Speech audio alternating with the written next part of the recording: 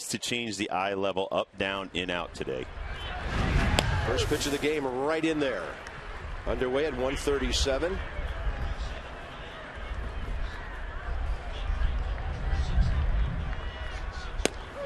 And there's a couple of heaters. Cloudy skies overhead. Sun is trying to peek through.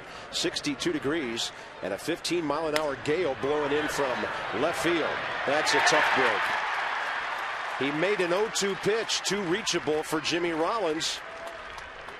The Nationals have had so many 0-2 counts giving up hits lately.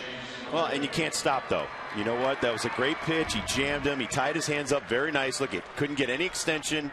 Barely got it out of the infield. You can't think that that was a bad pitch. You have to think, okay, he got lucky right there, and keep pounding the inside part of the plate on this team. Especially against these next couple of guys. Chase Utley, 3 for 6 in the series, but he's been on base 8 times.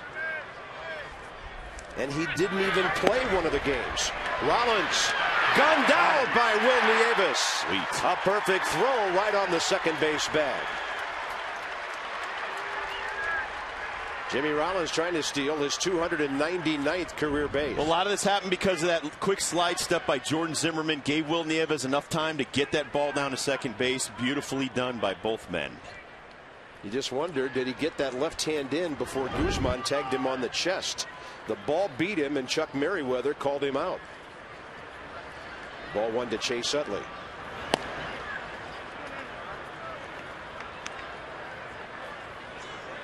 So Utley at 289, but he's hitting 391 against the Nats. We'll give you some comparisons today about the Phillies' overall batting averages and what they're hitting against our ball club. It's pretty frightening.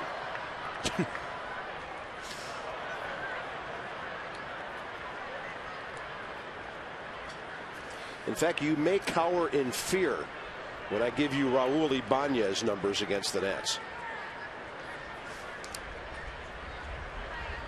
The first two numbers of the batting average are 5 and 7. 3-1. Dodgers have just scored again at Florida.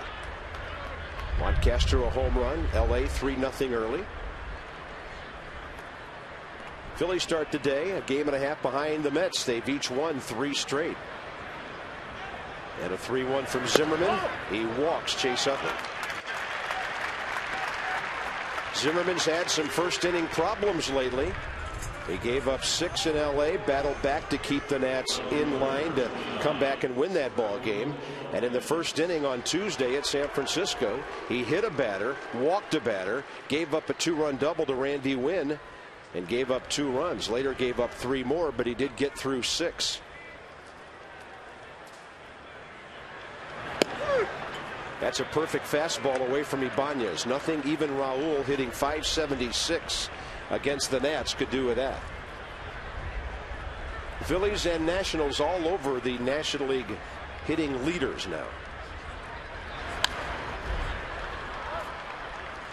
So Guzman's hitting number 2 at 372. Ibanez is 3rd at 368. Zimmerman is 5th at 364.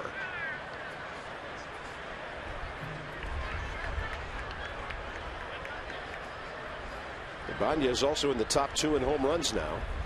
And the 0-2 moves him out of there. That was a big sweeping breaking ball.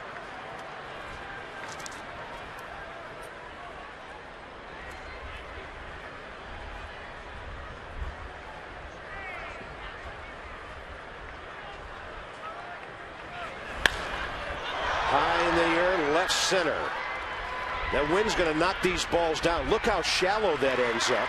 He hit it fairly well, but there won't be any favors for baseballs hit to left field today. Ryan Howard had another homer in the ball game yesterday, a 2-run 3rd inning shot. Well, if you're gonna get beat the other way and down low, and that ball was up and away. He got full extension on his arms, and when he gets those arms extended, he could hit the ball out of any part of any ballpark.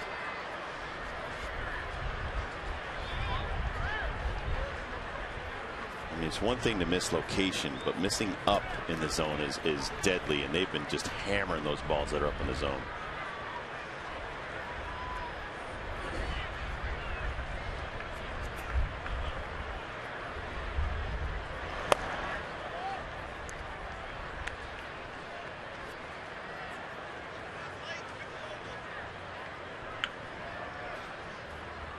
Look at those career numbers. This year, Ryan Howard has 8 homers and 28 RBIs. He has 4 of those homers and 12 of those runs batted in against the Nationals. That was a good pitch right there. 94, about 6 inches off the plate.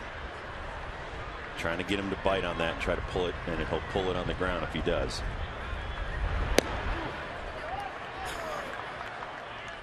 Tries a backdoor slider. And he's his last pitch, and he's delivering these pitches, and this is a breaking ball, and he still gets it to the plate in about 1.37 seconds, which means he's still giving his catcher a chance.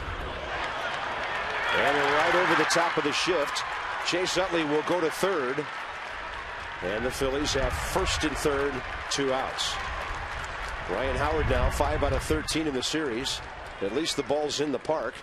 And there's no run on the board yet. And here's a right-handed matchup with Zimmerman against Jason Worth. Well, let's see that right there. He can't get his arms extended, so it's a jam shot, and he just barely gets it over the shift. And as Bob said, at least it stayed in the park.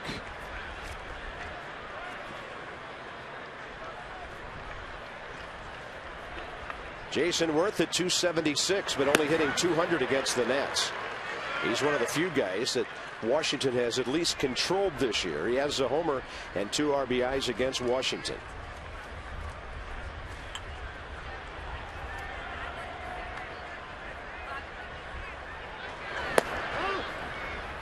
Just missing the outside corner.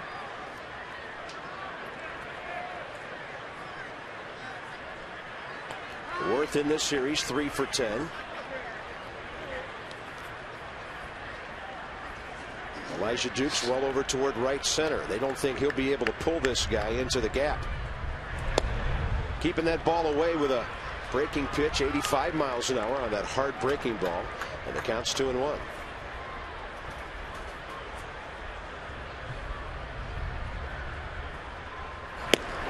Right by him. 94 with movement. Well, he gets behind 2-1, but he's got the kind of stuff that he can challenge you when he's behind in the count. Right there, as Bob said, 94 breaking towards the inside. 2-2 pitch. Jammed him severely. And you saw that previous called strike was right in the middle of the pitch track. But a good power hitter still unable to catch up. Phillies have hit 50 home runs now. They lead the league with the 6 they've hit here. Out of play again. The Texas Rangers have hit 62, and the Yankees have hit 54. Just staggering power numbers by some of these clubs.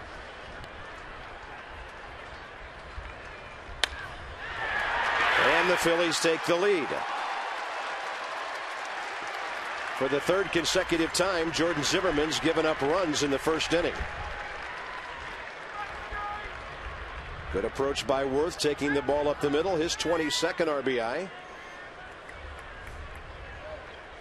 I hope, if anything, Randy St. Clair says, listen, you were throwing the ball by this guy, 94.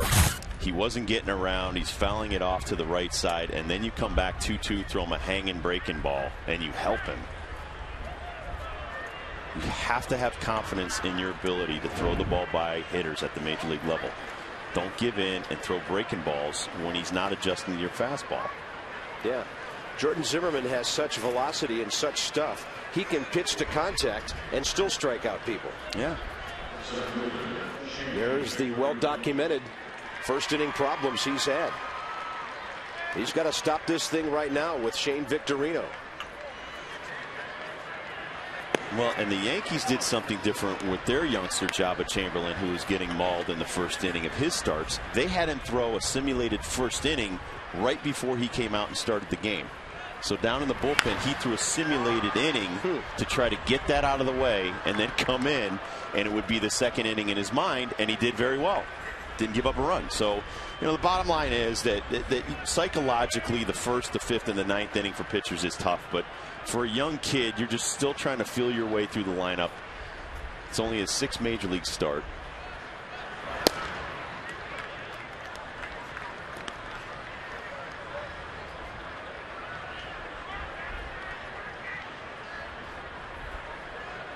2 on, 2 out. Is that total rate 28 pitches already? Yep.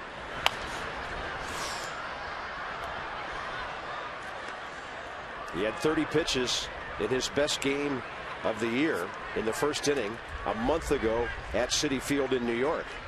That was the day that he had a couple of hitters struck out, but Jerry Davis denied 2 appeals, costing him about 15 pitches. He went on to pitch a magnificent game. Yep. And give the Phillies credit here. Jason Worth fouled off a pitch or so. Victorino does too. You know, we talk about the Phillies and their mashers, but they've done a great job in this series of getting the bat on the ball. The Nationals only struck out 3 of them yesterday, 5 of them the game before. And even in the 12-inning game on Friday night, there were 10 strikeouts. That's not bad when you hit the ball the way the Phillies are. And they're just trying to stay alive, but you have to recognize that as a pitcher. And so you don't want to say, okay, I'll take that 94 and I'll put it back to 83 on a breaking ball. You're going to help the guy. Just keep pumping it in there. 95, hit your spot. Man, this is going to be about a 33 to 35 pitch first inning. Well, if he can get out of it with just 1 run, it's a victory for him. Just right now you need to throw a breaking ball down low and in the dirt somewhere. And I think you'll get him.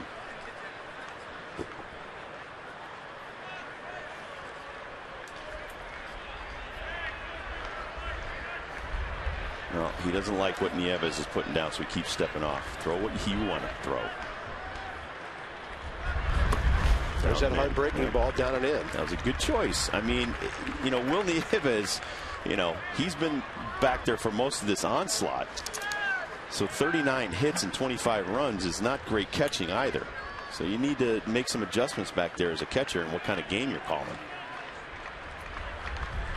3-2, the runners will be going. And that's a fair ball into the corner. Ryan Howard will score. Jason Worth will score. And the Phillies have 3 runs. Pitch up, little guy did a good job with it. The Phillies had lost 6 of 8 games coming into this series, and the Nationals have made them look like the 1927 Yankees. Well, it goes back to the game plan. I don't know who's setting up the game plan and why they're pitching the Phillies this way, but to me, when you throw 94, I'm pounding the outside part of the plate until you show me you can hit 94 the other way. And then give Victorino a lot of credit too, though. He fouled off, like you said, a lot of balls. He got it to the point where the pitcher made a mistake and he was able to pull it down the line. But the 1 out that he got from a hitter was Ibanez hitting the ball the other way. Yep. Jason Worth hit the ball up the middle. Everybody else has pulled the ball. Because we continue to try to pitch into a team that loves the ball in. They've shown over 24 innings and 39 hits. Don't pitch us in, and we continue to do it.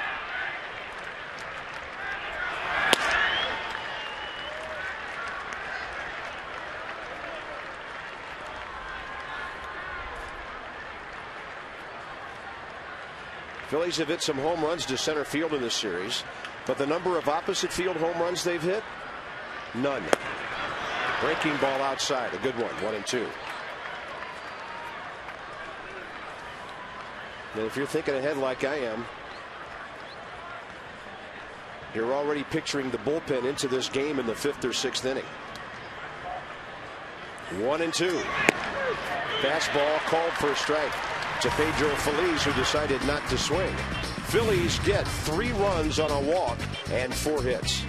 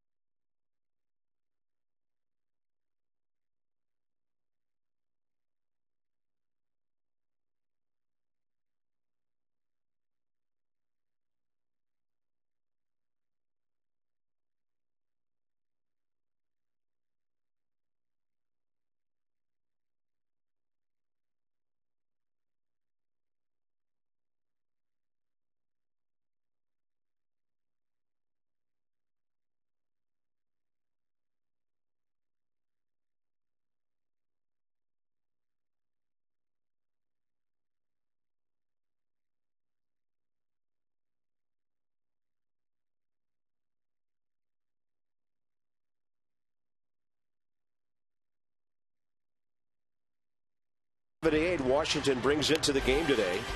That's why all this offense has gone wasted. Only the Mets and the Dodgers have higher batting averages. Josh Willingham slugging the ball. He's 3 for 7 in this series with a homer and a walk. And over his last 10 games, hitting .313, along with that very high slugging percentage. 5 homers and 6 RBIs over that time. Chan-Ho Park, 4-3, 17 starts against the Montreal Washington franchise with an ERA of 3.55. He's a 118-game winner. And he's a guy, Rob, who several years ago made a free agent decision to go to Texas, and his career has never been the same. Well, he's a beast against the East, though. He likes the NL East. He's 25-16 career against them. Hard to hit this season, Bob. Only a .213 batting average against Chan-Ho Park. And he is very lucky in his start so far. The Phillies are 4-2 on the season, so they like it when Chan-Ho Park takes the rubber. No decision, 7-5 win. No decision, 5-4 win. No decision, 6-4 win. Lost 7-4. No decision in a 1-0 loss. And then a 5-3 win. Christian Guzman steps up and strokes one into right field.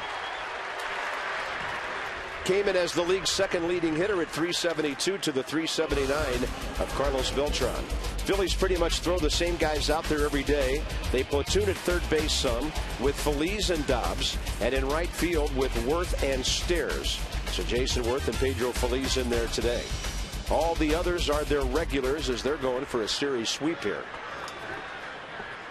The Mets and the Giants from San Francisco, the Sunday night game.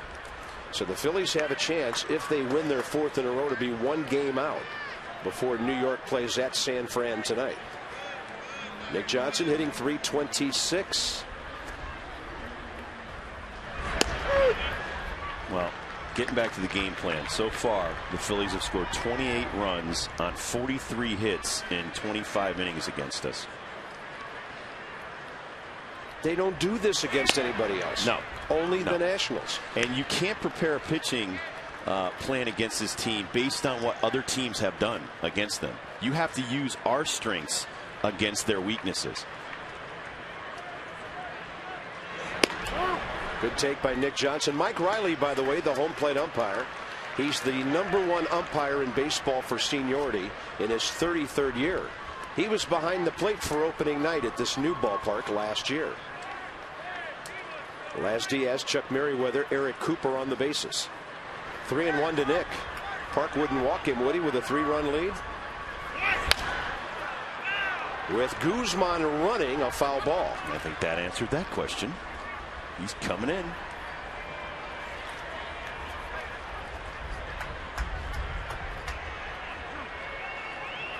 Ryan Zimmerman next, Adam Dunn to follow. With another base runner, the Nationals could be back in this game in an instant.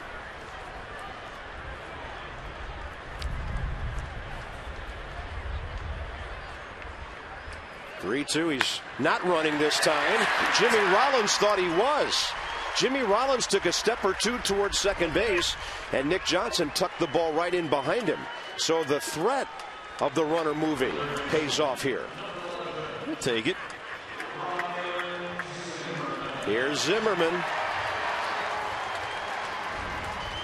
Well, Jimmy Rollins, your picture here. Yeah, he's going to break to the bag, which opens up an even bigger hole. But even I think if he was in position, Nick Johnson would have shot that gap.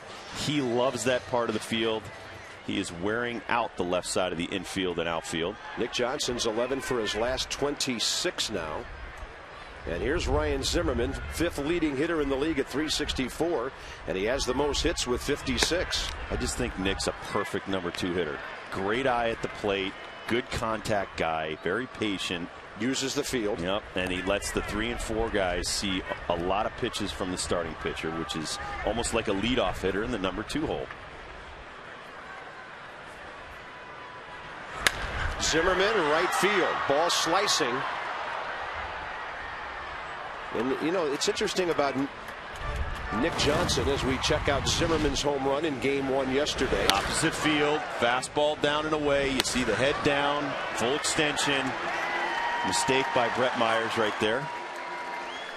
You know, but Nick Johnson, when he doesn't have to hit for power, he can get a lot of base hits and hit for a very high average. And Ryan Zimmerman gives Nick a lot of credit for his success this year and that 30-game hitting streak. That's just foul. Zimmerman cracked it foul. It had some hook on it. That thing was fair for about 90 feet. And no way that Pedro Phillies was going to reach it. And the count's 1-2. So these guys have come out hacking today. That's getting some great swings on Chan-Ho Park.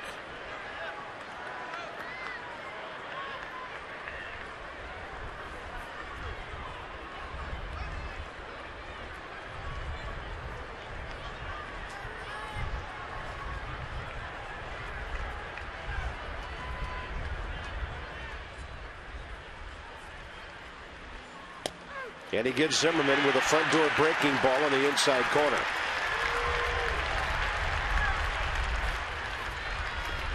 Huge out for the Phillies here early. Chan-Ho Park's always had a great breaking ball, and here it is. It just kind of backs up right there. That ball is low and looks like out of the zone, but Chan-Ho Park gets the call. Ryan Zimmerman strikes out. Adam Dunn next. And the Phillies have done to Adam Dunn what the Nats have not been able to do to any of the Phillies. He's 1 for 10 in this series. They've walked him 3 times. But they have really minimized his damage. And over the last 4 games, Adams 1 for 11. He's always one swing away from his next hot streak, though. They've worked him way in and way away. They don't make a lot of mistakes over the plate for Adam. Yeah, there's another one inside, 2-0. They're running sinking fastballs in on his hands that are barely coming back over the plate. But they don't want Adam to get any kind of extension. Well, the breeze has died down some. It's just a breeze now in from left, not the gale we had earlier. 2-0. That one is cracked out toward right center, and it is over the glove of Jason Worth. Guzman scores. Johnson to third. Nats are on the board.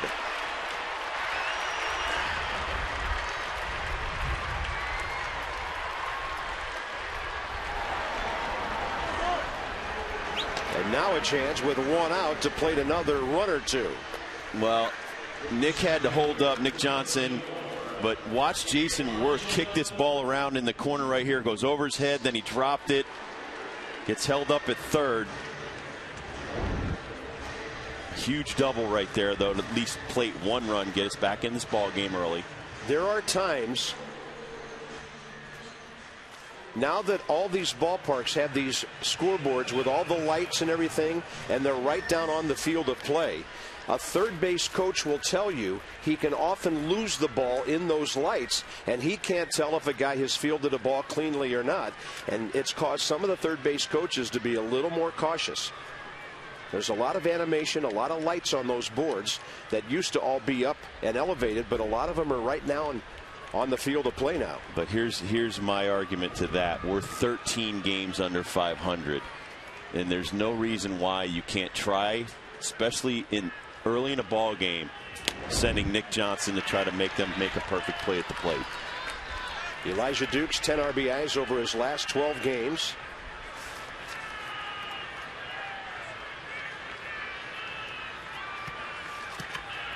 We don't steal a lot of bases. We have to manufacture runs sometimes when we're not hitting the long ball. So you're saying do some running just while the ball's in play. Absolutely. Because the way these guys have been hitting. Absolutely. They're not going to stop at 3 runs today. I can give you that. Well, hopefully Zimmerman will stop him at 3 for a while. But you know, we gotta open up the game a little bit.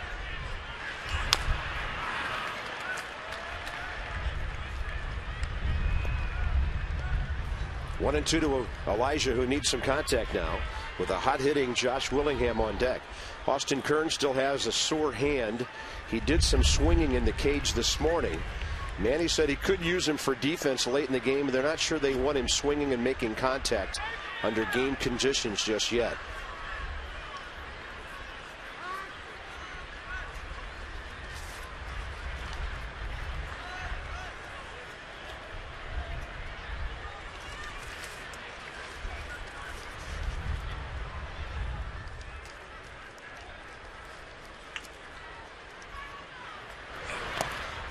That ball gets away, and the Nats will get a big-time gift right here. Thanks, Chan-Ho. Nick Johnson home to score. The tying run now at third base, and still only one out. Well, he tries to throw this big breaking ball a little extra hard in the dirt, and it just spins right away from Ruiz. Yeah, Carlos Ruiz went backhand with his glove. And the Nats get a big-time gift. Austin Kearns was hit on his hand by a pitch in the 12th inning on Friday night by J.A. Happ, and has pretty much been unavailable since that time. I do remember that now that you told me. 2-2 to Dukes. And Elijah fights off a tough inside pitch. I'm sure some of you have noticed that Kearns has pretty much disappeared from the scene the last 2 days. And there was an opportunity yesterday when he would normally have pinch hit in the number 9 hole, but Manny went with Elijah Dukes one day after he tweaked his hamstring. Dukes 0 for 4 in this series. Whew, that's close. Good breaking ball by Park, and the count goes full. Here's the pitch track right here on that 2-2 pitch from Park. Big hard slider just outside the box.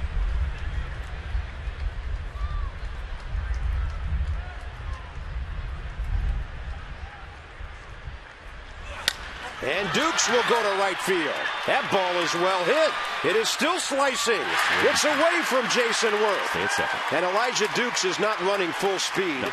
That would normally be a triple for him. But he ties the game with a 2-bagger, and it's now 3-3.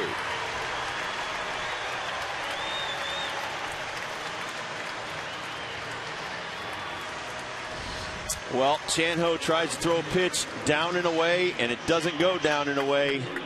Goes way away to right field and slices away from Jason Worth in the corner. You can tell by watching him run, Rob. I think he's wrapped tight, though. I think he's got a wrap on that leg, and you don't want to try and press the hamstring. Here's Josh Willingham.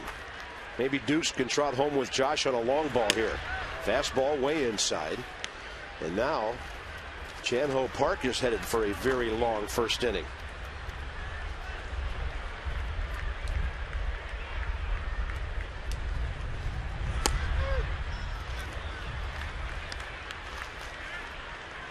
Jordan Zimmerman threw 36 pitches, and with one out, Park's already thrown 23.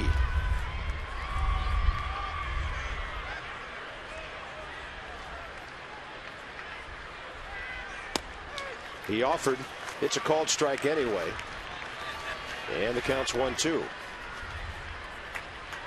Willingham on a home run tear lately, 5 in his last 10 games with 6 runs batted in. Getting .313 over that time and getting his batting average up near the .220 mark.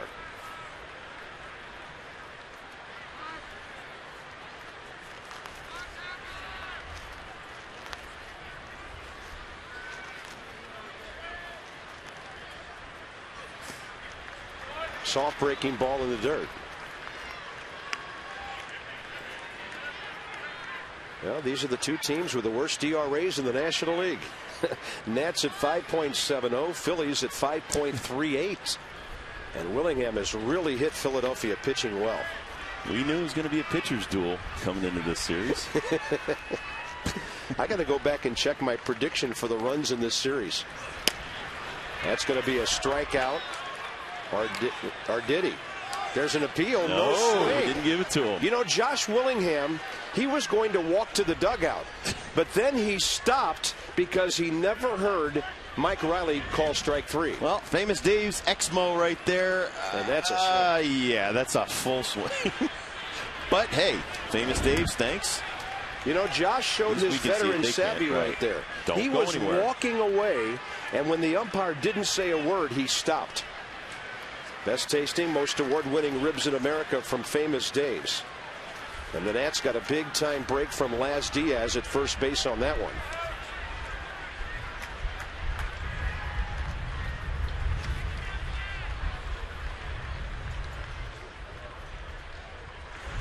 Then he walks him. How about that? And it's a wild pitch. And Duke goes to third base. Wow. Stay hot, Chan-Ho.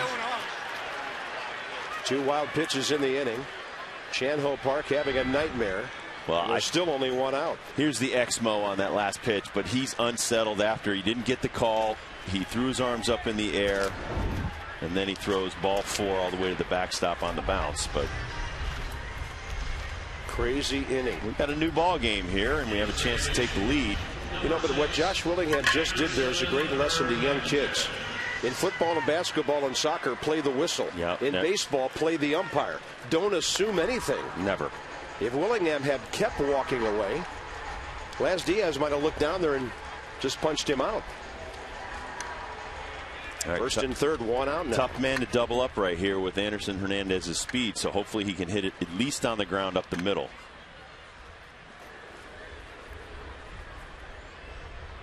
The Nationals are not a team that bunts a lot in a situation like this. And I'm not talking about just a squeeze or a sacrifice, but maybe trying to bunt for a hit. This is a guy you would do that with. Yep. It keeps you out of a double play.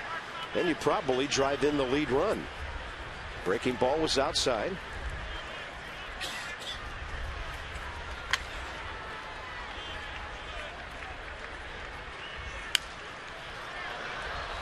Hernandez struggling a bit. 1 for 9 in this series with a walk. But over the long haul, he's still hitting .321 over his last 14 games. Switch hitter, he's .265 left-handed, .267 right-handed. So pretty consistent.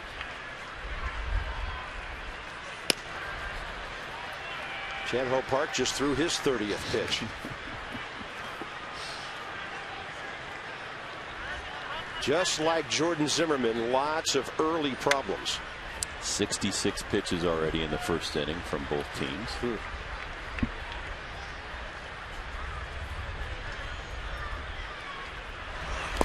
Ball 3. 8 hits, 6 runs.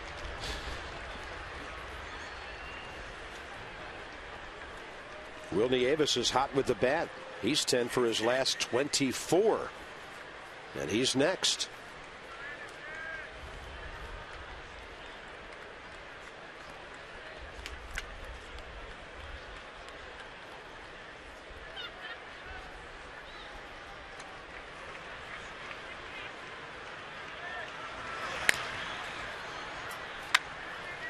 Counts full now.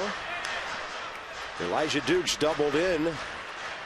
Adam Dunn to tie the game. Went to third on a wild pitch while Josh Willingham, who had almost struck out, was in the process of walking. So Chan-Ho Park has thrown 32 pitches and retired 1 batter. Runner goes at first. Hernandez with a fly ball. Not too deep. Center field. And Elijah Dukes cannot run, so you can't send him. 2 outs.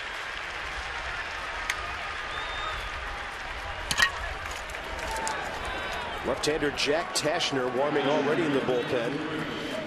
And you know, Rob, these are 2 teams that are approaching their business very differently right now. The Phillies, the defending champions, they're in a pennant race. Charlie Manuel's not going to put up with this for long. No, and he wants to try to sweep the series, win 4 straight right here. They came in at 500. They'd like to leave here 4 games over 500 if they can. So Charlie Manuel is managing this like it's a game 7 of a playoff series. Will Nieves is 3 for 8 in the series with a walk and 3 RBIs. Now, he did some good things last year, but he never got extended playing time at one time.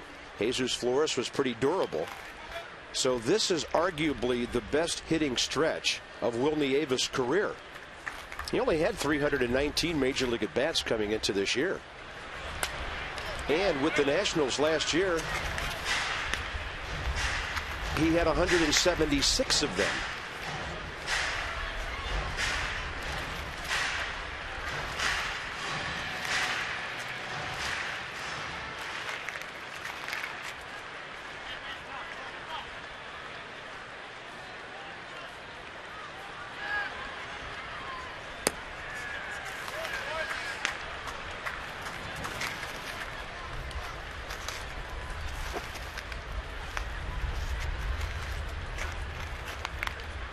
3-4-0 for both teams in the first inning.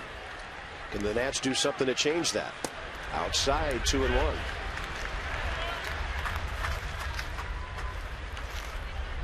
Well, this is 2 pitches ago, and it was actually on the way up, but he changed location of that pitch by using his glove and wiping down his uniform. And that's another thing that I've talked to some of our younger pitchers about. If you don't like location, you should have a system of signs with the catcher to say, I don't like it. Not by shaking your head, but by taking your glove, wiping it off on your body. And so you and the catcher know that you're changing location, and no one else knows that. It's all about communication between the pitcher and the catcher. 2-2 to Nieves. And the inning is over. The Nats failed to get a runner home from third with less than 2 outs, but they got 3 others home. And how about this? 3-4-0, both teams.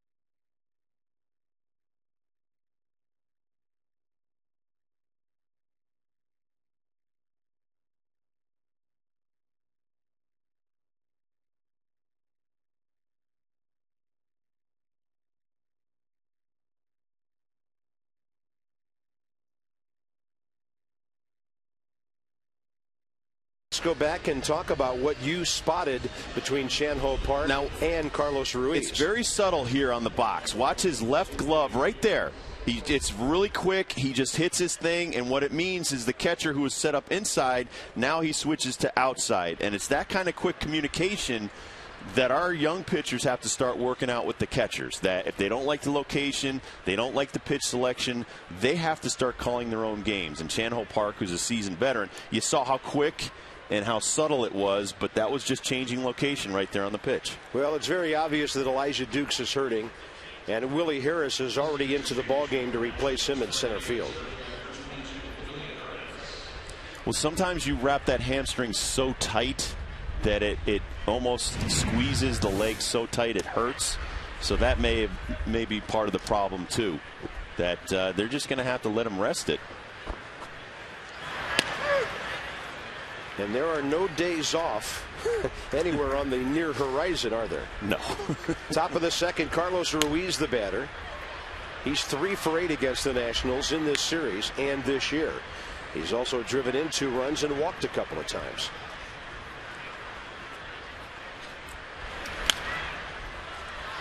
Let's see if Jordan Zimmerman can turn his day around now that his teammates have him back even. 36 pitches, 21 strikes, and against 7 batters, only 3 first pitch strikes in the first inning.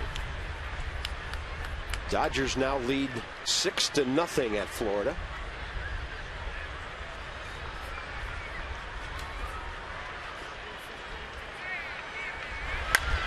And this ball popped up over to the right side. The breeze is going to move the ball around today, so it's a day for outfielders to take charge. 1 out. Adam Dunn did just that. Chan-Ho Park will be the next hitter. Get your red on. 7 o'clock against the Pirates on T-shirt Tuesday. And it'll be the first 10,000 fans receive a free Washington script T-shirt 888-632-NATS or visit nationals.com. Stop by the box office. Come and join us with the Pirates in town on Tuesday. Shanho can swing it a little bit. He's got 3 home runs, career 1 this year against Volstad of Florida.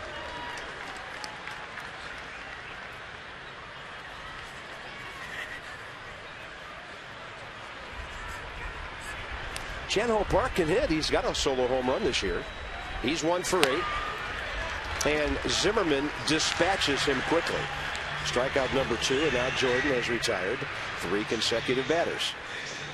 Then he'll go after Jimmy Rollins, who got fisted and dropped a little single into right field first time up. It was a good pitch, though. Tied up his hands very well. Keep throwing it in there. Don't stop. Rollins is now 6 for 14 in this series. So he's hitting about $170 against the rest of the league and over $350 against the Nats. Chase Utley is next. Man, you play these guys, it seems like Rollins, Utley, and Ibanez bat every inning. Probably because they do. 0-2 now. That's a good pitch. Fastball just missing away.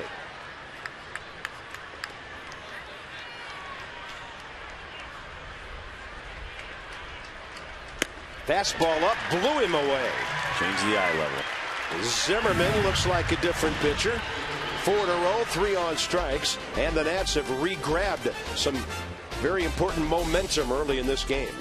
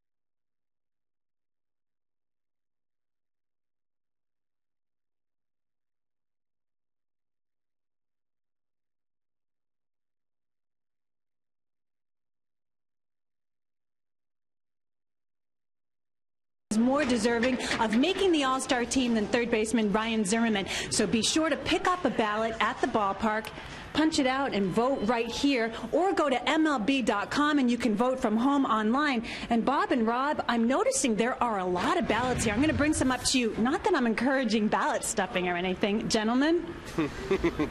There's nothing at all wrong with stuffing the ballot for your favorite player. Jordan Zimmerman. And a 2-hopper to Pedro Feliz. Bottom of the second underway.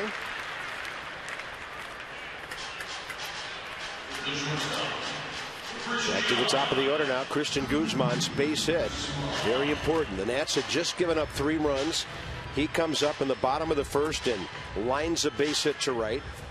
And then the Nats, 3 hits and a walk later, have tied the Phillies at 3. So his batting average up to .377. Carlos Beltran, as I mentioned earlier, at .379 when he takes the field at AT&T Park in San Francisco tonight.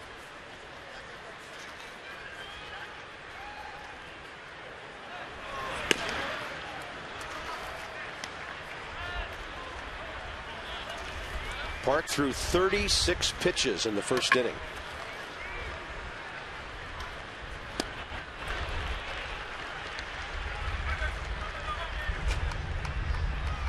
How about that? Nats, Red Sox, Blue Jays, and Astros. 4 300 hitters on the club. And Guzman might drop this one into center. Look at that. That's not a catch. No, he trapped that, says Chuck Merriweather. Nice, and that's a base hit for Guzman. Look at Shane Victorino tried to sell it. And Guzman 2 for 2, now leading the league. Well, here's the nice hustle right here. Here's one off the end of the bat. Victorino, a lot of hustle, sliding catch, but the ball bounced first. Here's our Exmo. Wonderful camera work there, guys. See it come up underneath. Guzman now hitting .383.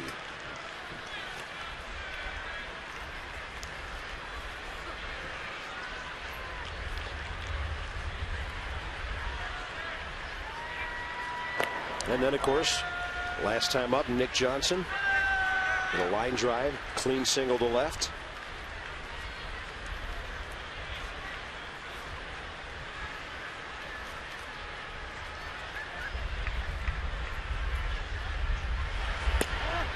Chan-Ho Park bends a breaking ball outside, 1-1. Raining in Atlanta, where the Braves were blown out 12-0 by the Diamondbacks last night.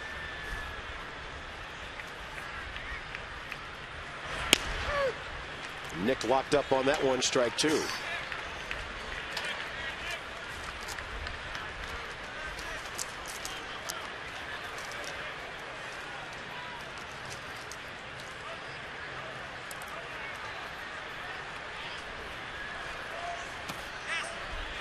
They'll appeal that, and no swing. Says Eric Cooper down at third. So Nick Johnson works the count, at least 5 pitches deep here. He's at 2-2. Phillies go on to Cincinnati from here, and then on to Yankee Stadium. Nats home with the Pirates, and then the Orioles come in here. Interleague starts on Friday. Baltimore's been in Kansas City all weekend. They've split that series so far, and they're scoreless early. Zimmerman waiting, Nick Johnson hitting.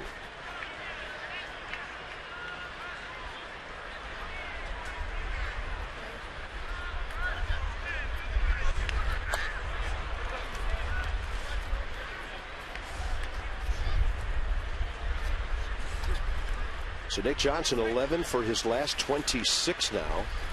Over 8 ball games. He really came alive in the San Francisco series.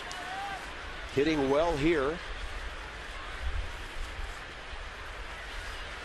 Yeah, 3 home runs all on the road. That's inside. Another full count for Chan-Ho Park.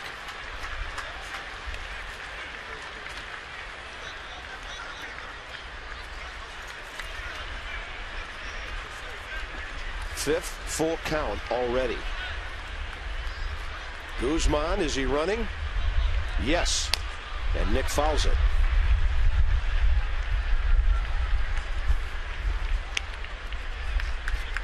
Trading pleasantries with a fellow shortstop. Here's Chan-Ho. Did not like April. Last couple of starts. He's pitched very well. Phillies are still 4-2 in those starts. And with the runner going again, Nick Johnson, same result. The Nationals at home with their 3 losses in this series, 5-7. We had high hopes coming home from that 4-4 West Coast trip. The Nationals might get their home record over 500 on this homestand. It could still happen.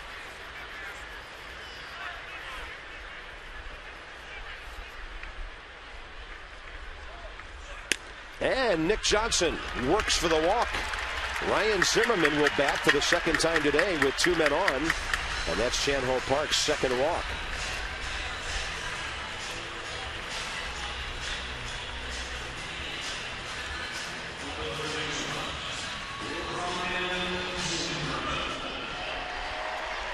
Ryan called out on an inside corner breaking ball from Chan-Ho Park, first time.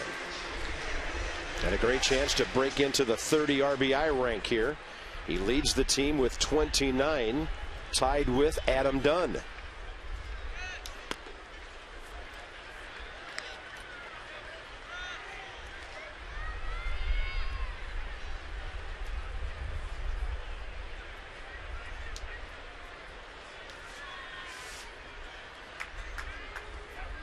You know what the Phillies are looking for as Chase Utley shades up the middle.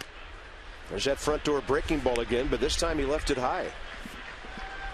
That's where teams will play their second baseman against Ryan Zimmerman, who hit into a double play yesterday and has hit into 9 of them this year. Nobody on the club has hit into more than 4. And that's Kearns, and then nobody else more than 2.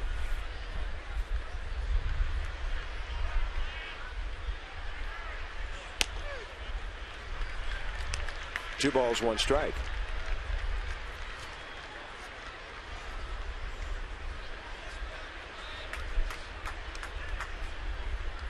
Chan-Ho Park's given up 5 home runs this year in less than 35 innings.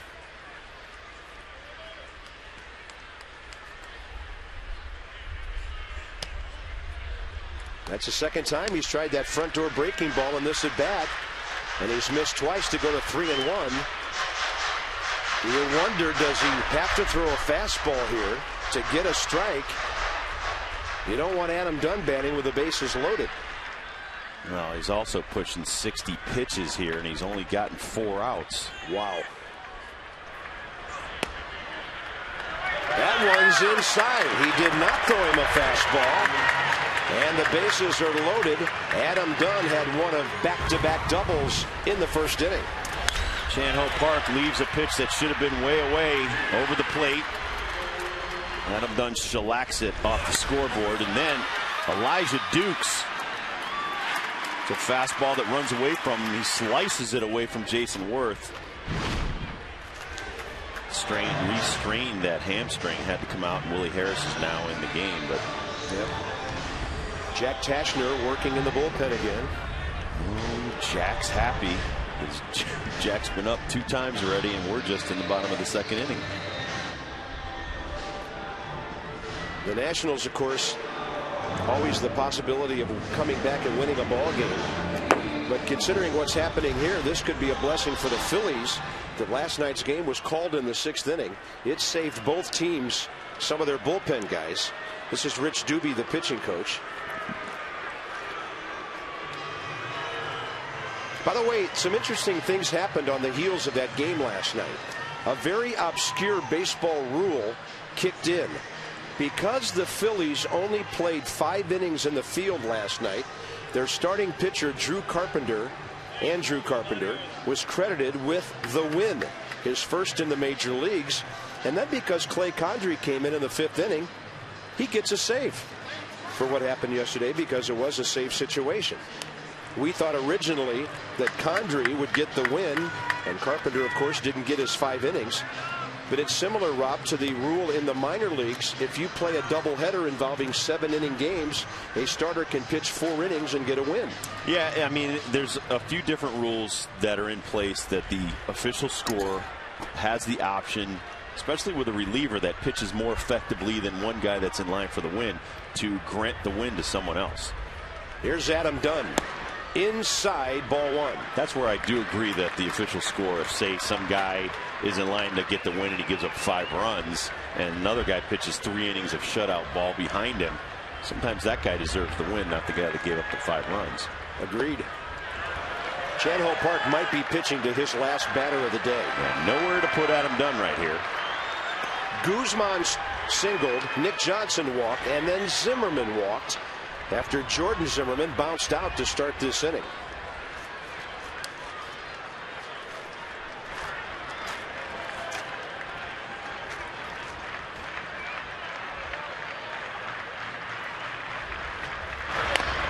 That was a breaking ball, a slider on 2-0. Adam Dunn was licking his chops, but he didn't get a fastball. Dunn checked in with his 30th RBI of the year last inning with a double to the scoreboard. A reminder, Willie Harris is on deck, not Elijah Dukes. 2-1 pitch to Dunn. Ball 3. And you know he's going to make him throw a strike because this is the most walked batter in the league with 31 walks. Adam Dunn will take the RBI this way if you give it to him. And he does. Nationals lead 4-3 on 3 consecutive walks. And Charlie Manuel was out of the dugout before Christian Guzman touched home plate. Chan-Ho Park is done for the day after 4 outs. He's got plenty of hot water coming to him. 63 pitches, 33 strikes, gone in the 2nd inning.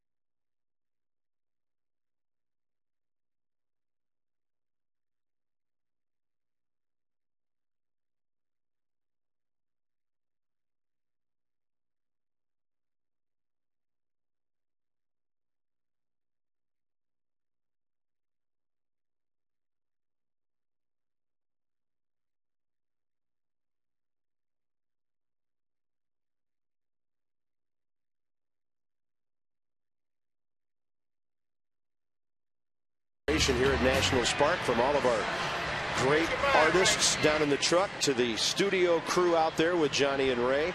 And by the way, you may have seen from that video, yes, they do give high fives in the truck. Jack Tashner against Willie Harris here. The infield will be in. The bases are loaded. The Nationals lead 4-3. And a really, really rough outing for Chan-Ho Park is done very quickly. Jack Tashner's last appearance 4 days ago against the Dodgers.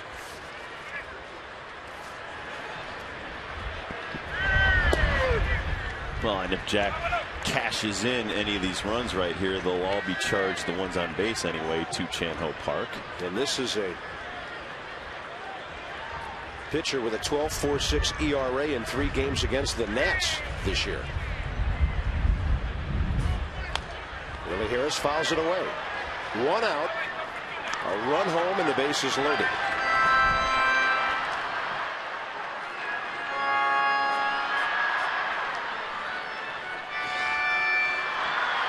Willie looking for any kind of contact he can get here.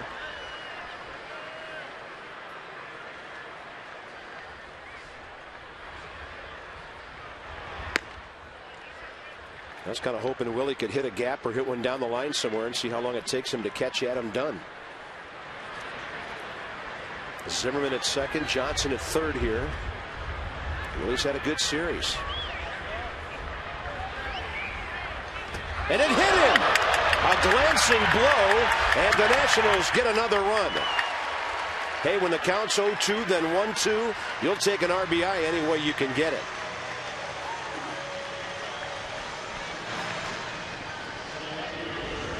Well, Tashner tries to come in right here. The ball fades back over and catches him in the tricep. Here's the famous Dave's Exmo. Ouch. That's an RBI and a run for the Nats. Willie Harris, 5th RBI of this series. And Josh Willingham could make this a huge inning. Called strike inside corner. I think as a hitter, though, you'd have to love not having to swing the bat and you still get an RBI. Especially when it's a glancing blow that doesn't hurt you. Oh, we know Willie. Willie's saying you can't hurt Steele. He didn't even rub it.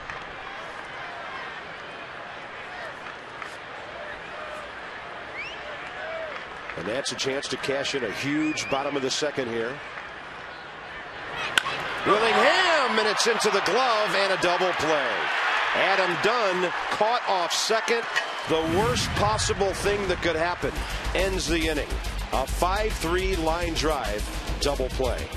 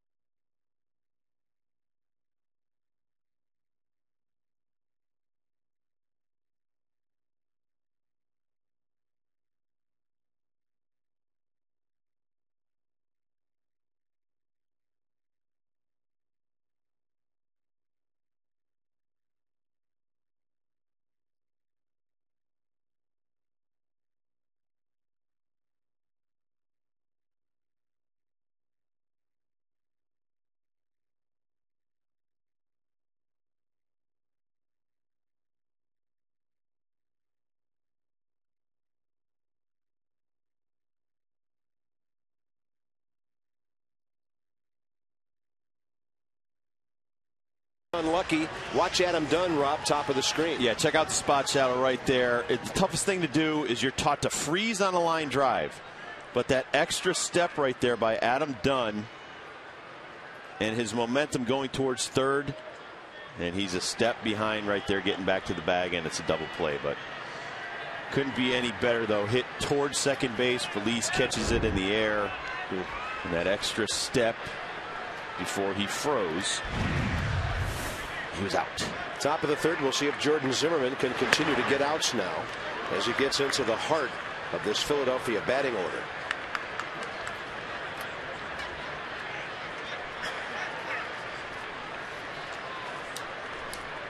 Utley walked and scored first time up, and that's ball 2.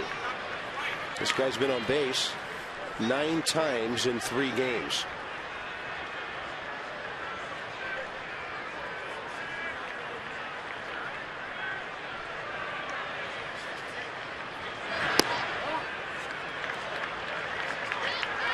Pitches aren't missing by much.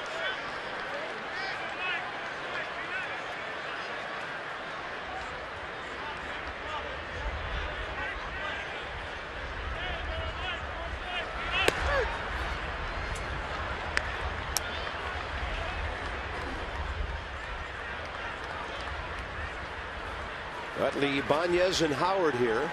Top of the third.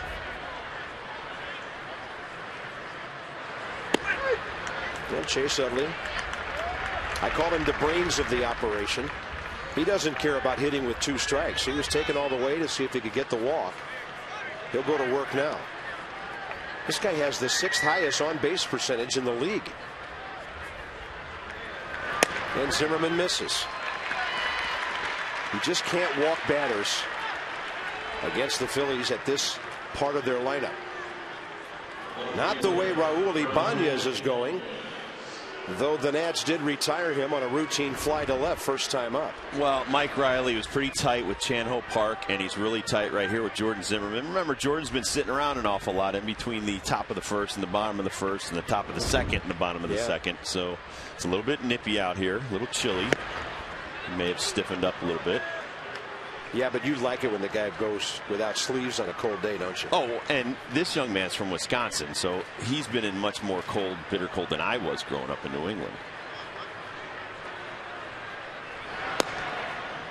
2-0. Well, I guess Mike Riley wants him to put it right on the tee in the middle of the plate so that they could crush it. I don't think Mike Riley's the only one.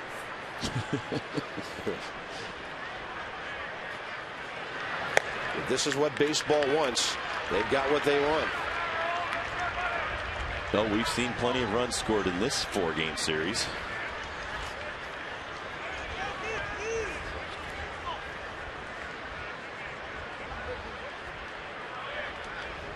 .41 in the first 3 games and 8 more today. So we're at 49 games. 49 runs. I jokingly told somebody Friday that I expected 60 runs to be scored in this series.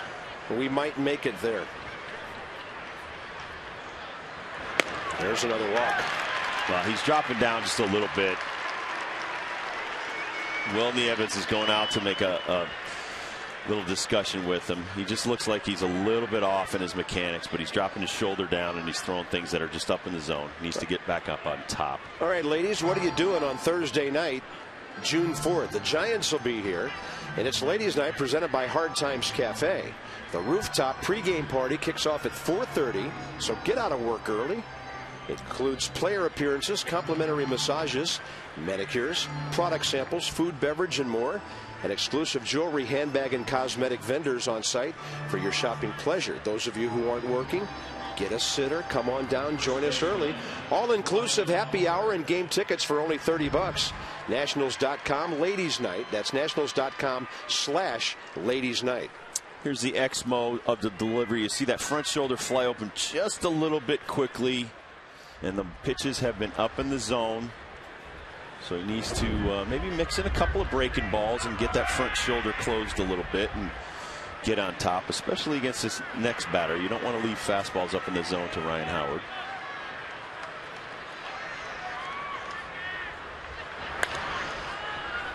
There's a nice breaking ball.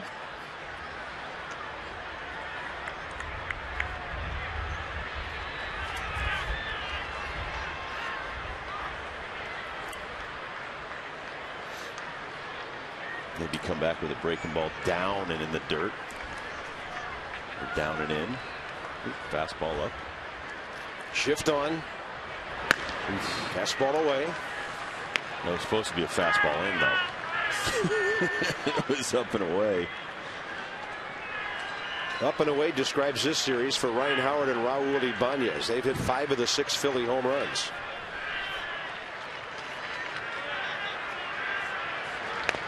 Handcuffed him with a hard breaking pitch. Well, once again, though, he missed location. That ball's supposed to be down. If you saw Will Nieves pounding his glove low. Is this that visualizing thing again you were talking about yesterday before a pitch? I think right now Jordan Zimmerman's just a little bit off because it's just been such a strange day already. He just needs to find a groove. That was a nice play. Oh, that's a big strikeout. Oh, that was it right there. 78 on the off speed. Strikeout number 4. And now he faces a right-hander, Jason Worth.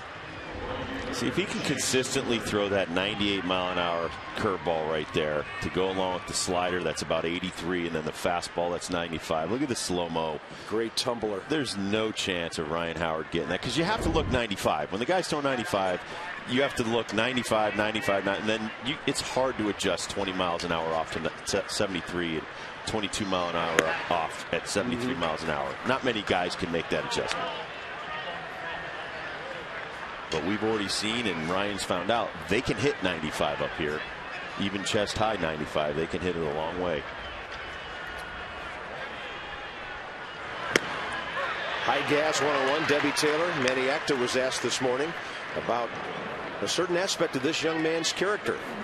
He was, and he talked about his composure and makeup, and he said it's really good. And the thing about Jordan Zimmermann is he stays even keel. He's a hard worker, he listens, but that makeup is so important.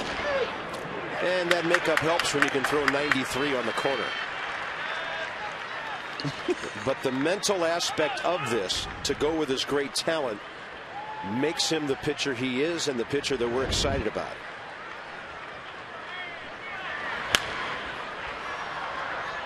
Worth able to get a bat on it.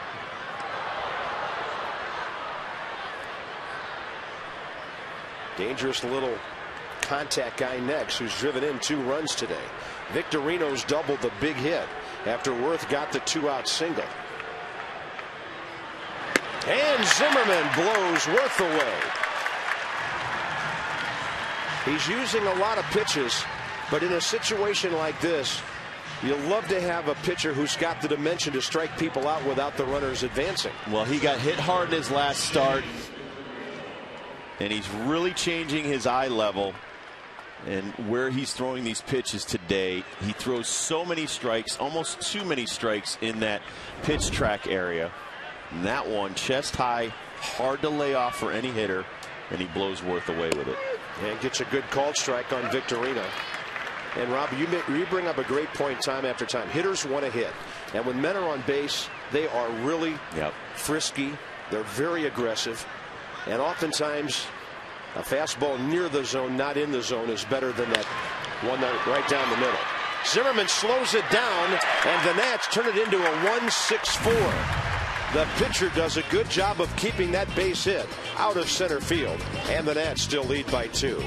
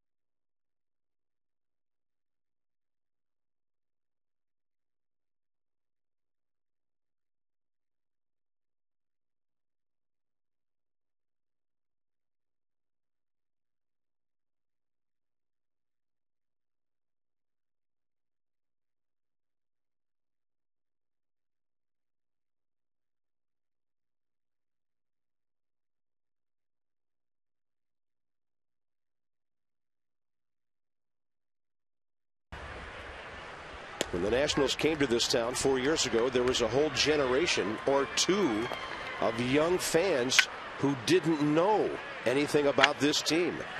So now we're starting them from the early days up, and over the years it'll be great. There's a really good swing by Anderson Hernandez.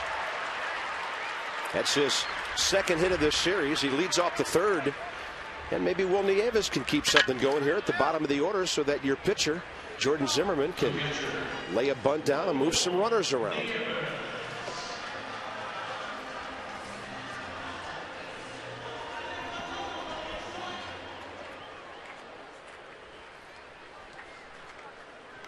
Will Nieves struck out swinging to end the first inning. with 2 men aboard, but he's had a good series, 3 for 9. Short lead by the fleet of foot Hernandez, who has stolen 2 bases without being caught.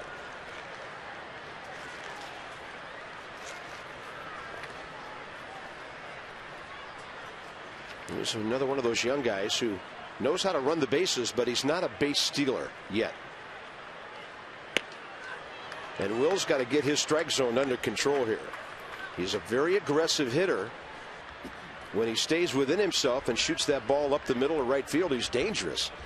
But Will gets himself out on occasion, like he did in the first inning.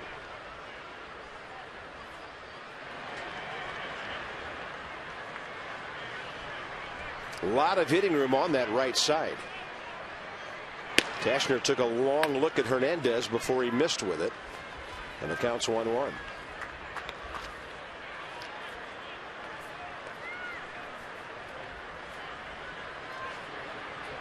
Nieva still hitting .289.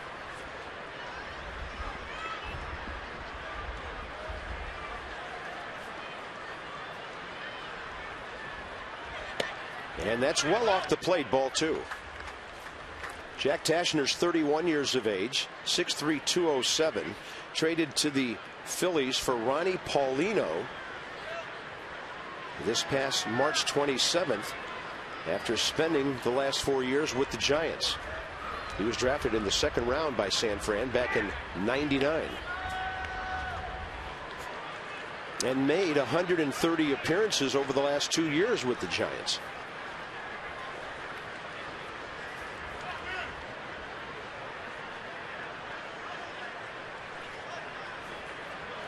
Good hit and run count here.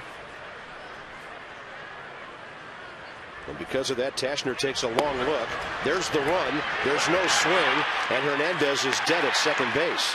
Did Will Nieves miss a sign there? I think someone missed a sign there. The way Will walked out of the batter's box, I was reading his body language. He was supposed to be swinging there to protect that runner.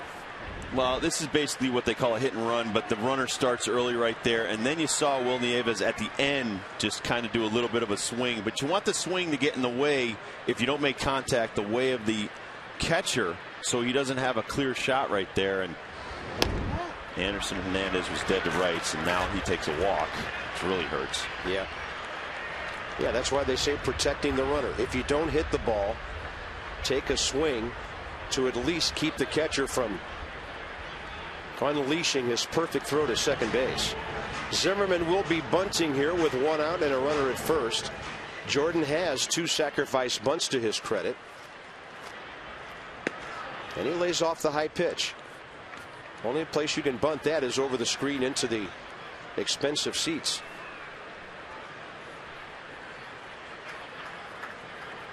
You don't want to have your hand wrapped around the bat on this bunt either. You want to have the fingers behind the bat, using it like a little level. With the runner going, the Nats hit and run there. Hey, why not? Slug bunt. Yeah, you're ahead in the count. It's about time. What are you risking? 1 strike. And you never know when a little ground ball might sneak through the right side of the infield, and your runner's sitting over at third base. He's a sly one, that maniac. Well, you can do some things, Rob, when you're ahead in the ball game, can't you? Yep. Manny just doesn't know that feeling. Bunt's probably back on now. Oh, great 2-strike bunt. Yeah, that'll work. 2-4 on the sacrifice. And Christian Guzman, already 2 for 2, has a shot at putting the Nats up 6-3.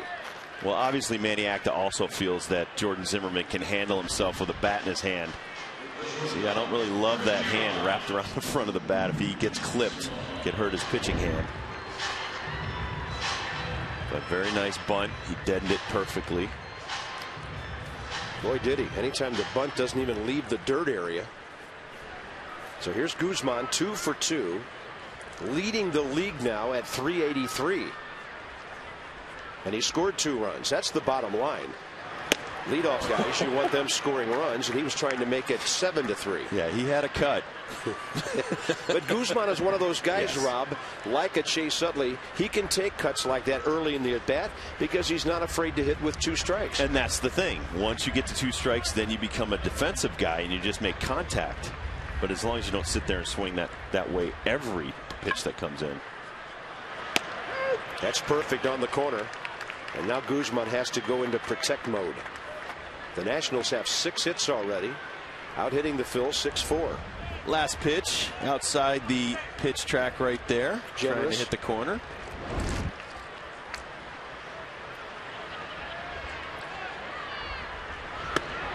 Just a bit up.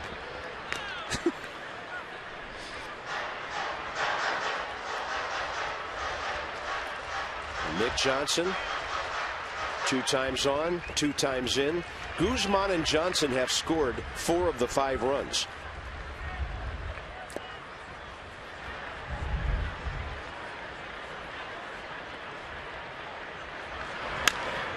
Little jam job, and that'll be easy for Howard.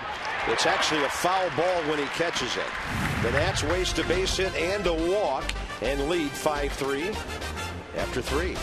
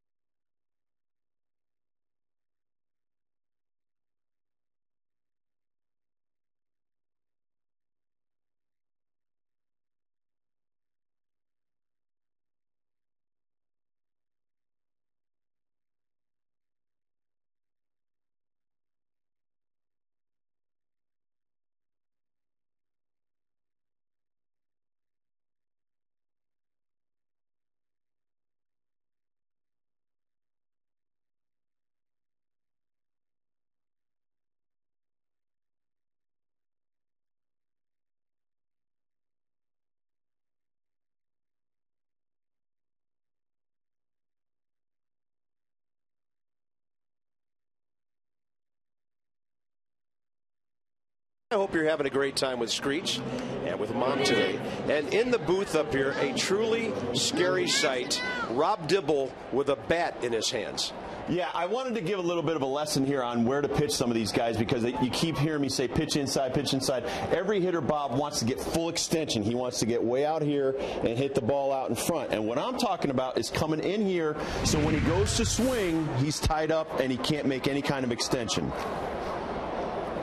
So when you're talking about pitching inside, you want to tie the guy up so he can't move his hands. If he gets full extension right here out there, usually the ball is going to leave the ballpark.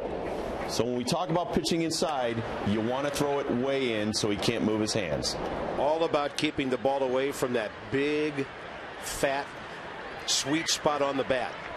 And Pedro Feliz is the leadoff guy. He gets the sweet spot on it. That's how you reach out like that, hit the ball so solidly to left center. He's on for the first time today. That's the first base hit Jordan Zimmerman has given up in the last 10 hitters. Here's some extension for you. But he got the bat head out, and above that pine tar stain, he got the solid part on it. But you also saw that that was all arms on that swing, and thus you have no power, no pop, and so he's just barely able to get the ball out of the infield.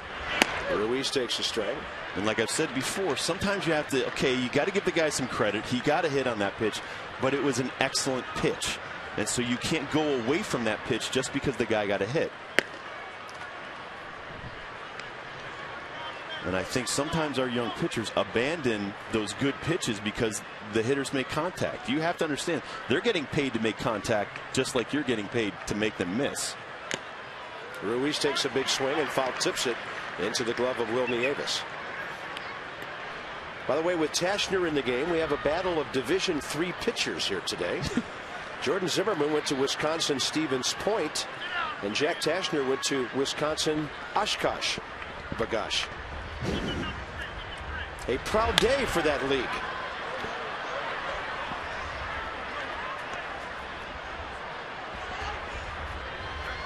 Jordan out of Auburndale, Wisconsin High School, football, baseball. By the way, he had one receiving game of over 300 yards, and he played hoops. Wow, what happened to that quarterback that threw him the ball that much?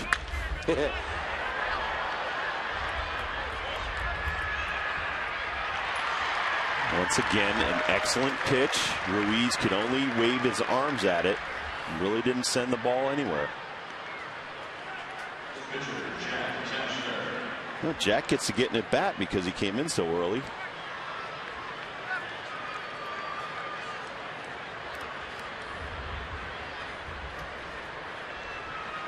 So is this a battle of Division III right here? Here you go. It all comes down to this on the frozen tundra of Wisconsin. He thought about a play at second base and took the sure out, and that's fine. 1-4 on the sacrifice. Jordan Zimmerman, 5 strikeouts so far today, Rob. Well, when he's had it working, you can tell why this guy's going to be so good at the major leagues. Just blows a fastball right by Pedro Feliz. There you see the rotation of his breaking ball right there. Ryan Howard had no chance, and then a high fastball right by Jason Worth. He's got some great stuff working today. Had a rough first inning, but pitching is about getting past the bad part of your game and now giving your team an opportunity to win, and he's settled down nicely. A lot of pitches because he threw 36 in the first inning. But the next inning, 13. The one after that, 12. And if he can get Jimmy Rollins, another quick inning here in the fourth. Rollins 1 for 2, struck out last time, and Jordan misses off the outer edge.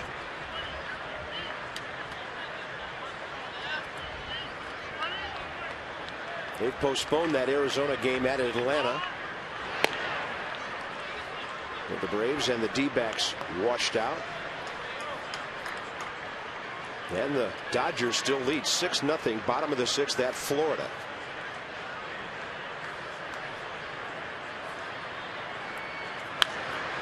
Good jam job there, and Jimmy Rollins fouls it back. The Brewers have jumped on the Cardinals for 4 in the first. They beat St. Louis to knock them from first to third place yesterday. And don't look now, but the Chicago Cubs have won 5 in a row, and they're a half game out in the Central. 2-1 to Rollins. And again fouled back. And it's just like we were just talking about. Those last 2 fastballs tied up Jimmy Rollins' hands. He couldn't get any kind of extension. And all he's doing right now is just making contact, fouling the ball off. The one thing I love about this kid, he can really come in on some hitters. And he's very comfortable in there. Trying to keep this a 2-run game. 2-2 to Rollins. And that's a base hit to left. Phillies are on the board. They're getting 2 out RBIs today. All of their runs have been driven in with 2 outs. And again, Jimmy Rollins hitting about a $180 against the rest of the National League, and hitting the Nationals at about a 360 clip. But check the location now. Up and away. He just slaps it to left field. Did not hit his location. But remember, it's still only his 6th major league starts. His 6th major league start. He's going to make some of those errors because they're young mistakes. And once he learns the hitters and learns like guys like Jimmy Rollins cut down on the swing and just make contact, he'll start going more breaking balls down and in to try to make him miss. The Phillies are another ball club, of course, that never feel like they're out of a game. Now Jimmy Rollins is going to steal his 299th base. Didn't bother him that Will Nieves threw him out back in the first inning. And that's also a veteran move right there by Jimmy Rollins. He knows that Zimmerman's probably still thinking about the base hit RBI right there. Not really worried about the guy on first. And so Jimmy Rollins takes off first pitch. Will Nieves can't get it out of his glove. Now base hit ties the game.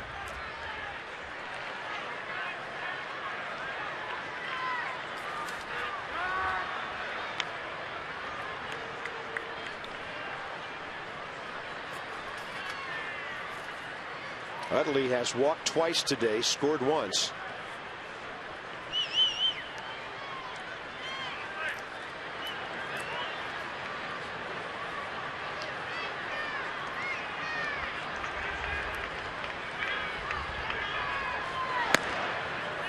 Two and 0.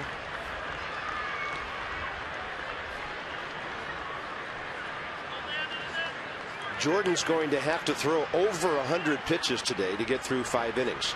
And that's if the 4th comes to an end pretty quickly.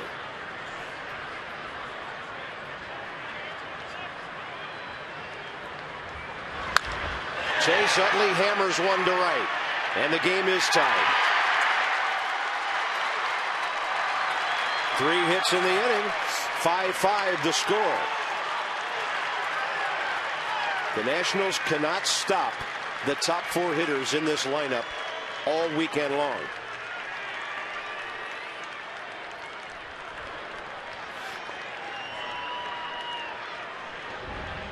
Pitch location right here, 2-0. It's a fastball up.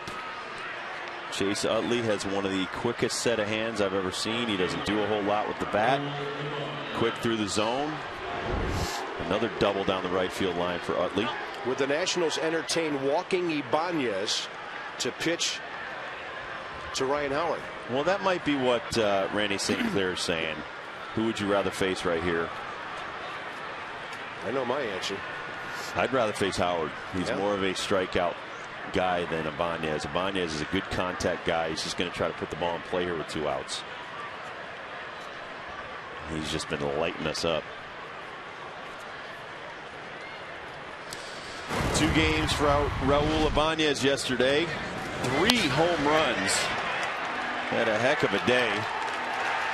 A couple of them off Scott Olsen. There you see the fastball supposed to be down and away, up and in. And that one's up and in the second deck. And then Daniel Cabrera hanging breaking ball.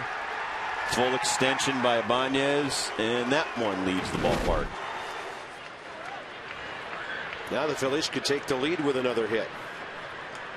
Rollins' single was as good as a double after he stole. They are going to pitch to Ibanez, and it's strike 1.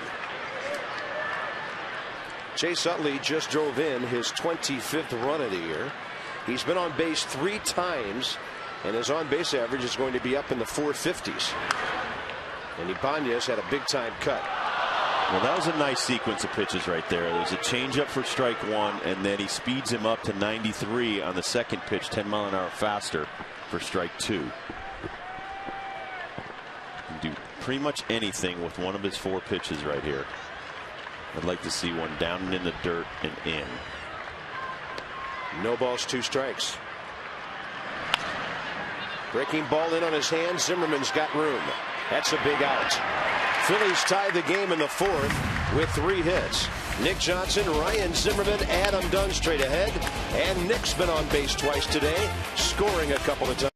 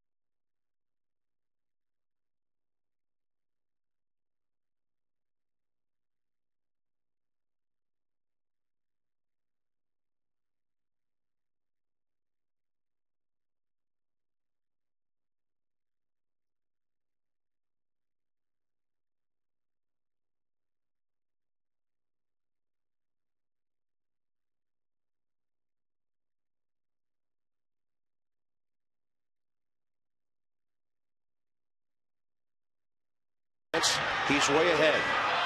And as soon as he gets a little handshake from the guy he goes by, the Rough Rider has a horrible fall.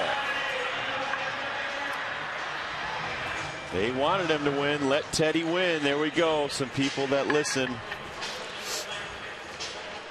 I think this team's cursed until Teddy wins a race. Yeah, those hot dogs will be beef jerky by the time he wins one. I don't know. It's getting tougher to watch every day, Rob. Yes, it is. And I know I join you now in our campaign to join our fans to let Teddy win, to turn around the fortunes of this ball club. I agree. I can't believe it's occurred to us and nobody else. Nick Johnson with a strike on his appearance against Jack Tashner, who throws a fastball inside. 1 ball, 1 strike. Can you imagine the atmosphere in this place with your team coming up to hit if Teddy had won that race? It would have been off the charts. Electric. Right now it's merely battery powered. 1-2 to Nick. He came in with an on-base average of .409. Base hit and a walk, 2 runs scored. Nick's 3 for 10 this weekend. On base 7 times.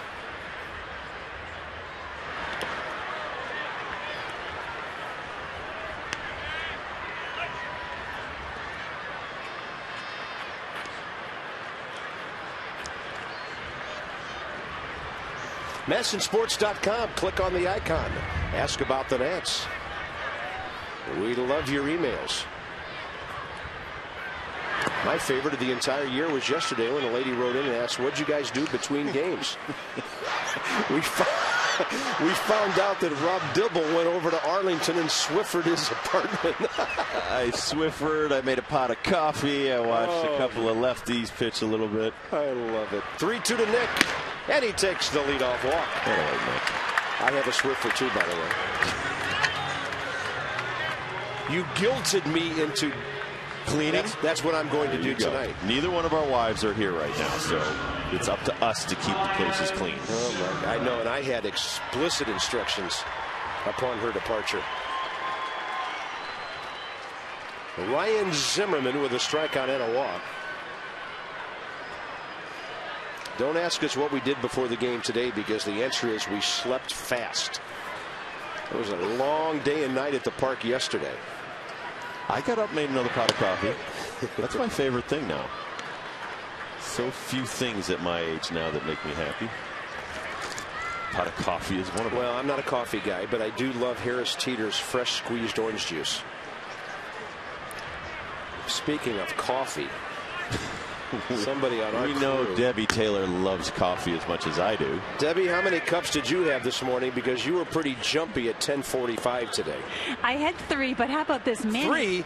But listen to this. Manny Acta actually slept here at the ballpark. He's got a new couch in his office, and the problem is he stayed up till 3 in the morning watching the end of the Reds-Padres game that went 16. Wow. Did you bring him a coffee? Yeah, don't be afraid to bring the skipper one next Exactly, time. Deb. You want to get some more info from the skipper. Bring him some coffee. All right. Yeah. Probably a Danish wouldn't hurt either.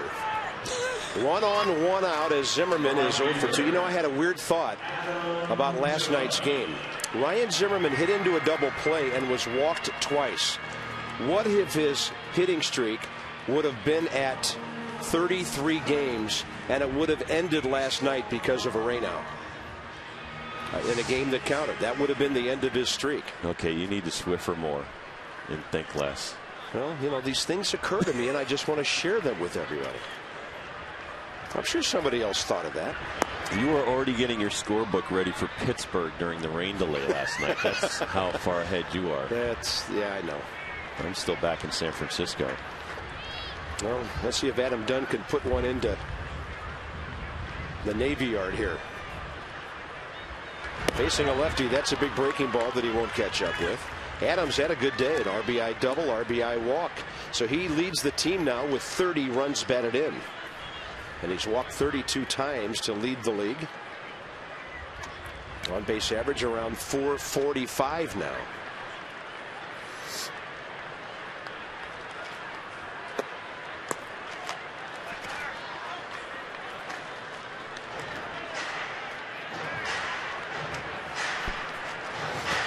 By the way, the report on Elijah Dukes was no new injury. Pretty much a precautionary measure as much as anything to get him out of the game so he doesn't further aggravate the hamstring. They thought he could go. He went for a while. Got a big hit. But no new injury to Elijah Dukes. But you look at that hamstring and the way he looked out there, they're going to have to rest that thing for several days. Well, and it's cold, and this is when your muscles stiffen up. You don't want him popping that hamstring. Right now it's just a strain. A pop, he's out 4 to 6 weeks. 2-2 to Dunn. Johnson aboard with 1 out. And Adams strikes out on a hard breaking ball. Phillies have held him in this series to 2 for 12. They've walked him 4 times. Here's Tashner's pitch right here. It's a nice sinking slider. Slides kind of just out of the reach of Adam Dunn. Really good location down and away, and Adam tried to pull that pitch and way away from hitting it. And here's Willie, who got an RBI when he was hit by a pitch back in the 2nd. This guy's got a nasty hook going right now.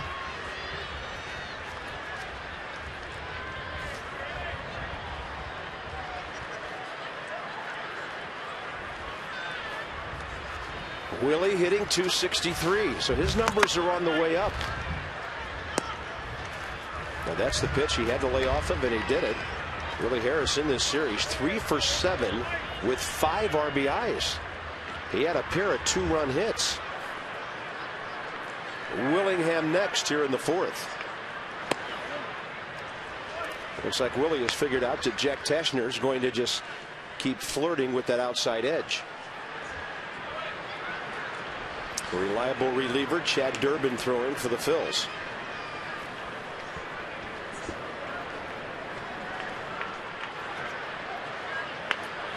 Oh, too bad that's not fair. Willie, about halfway down to first base, just jerked his head and said, darn it. He had a base hit sitting out there with Pedro Feliz playing back.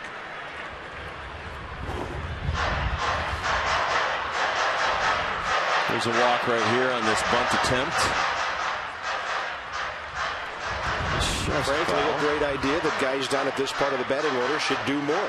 Especially with his speed, Feliz is way back. There's no way he could come in and make that play by the time Willie gets to first base and be easy single. Isn't it funny how even a little bunt foul gets pitcher and catcher to talking to each other, gets infielders on edge, moves people around? It's one of the weapons that I still love about the National League game. Especially when it's not a pitcher doing it. And Willie will be punched out on a front door breaking ball. Tashner strikes out 2, by far the best he's pitched against the Nats this year.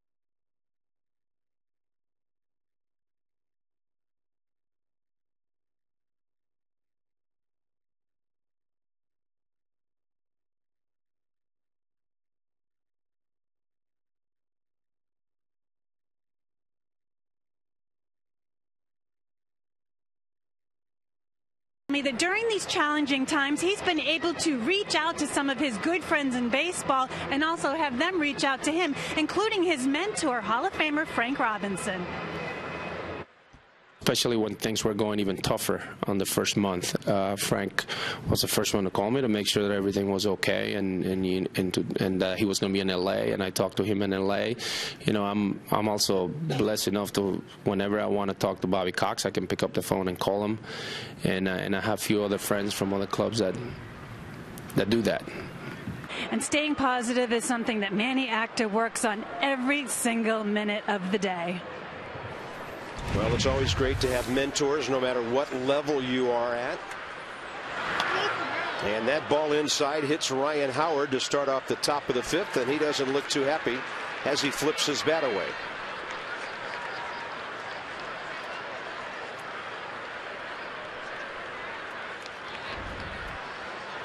Hitters get upset when they're not allowed to lean out over the plate and hit the ball out of the park. I have no problem with Jordan doing that. They've gotten 5 runs off a guy with amazing stuff. They're getting too much of the outside part of the plate, and that'll make you jump back next time. Jason Worth 1 for 2 with an RBI single.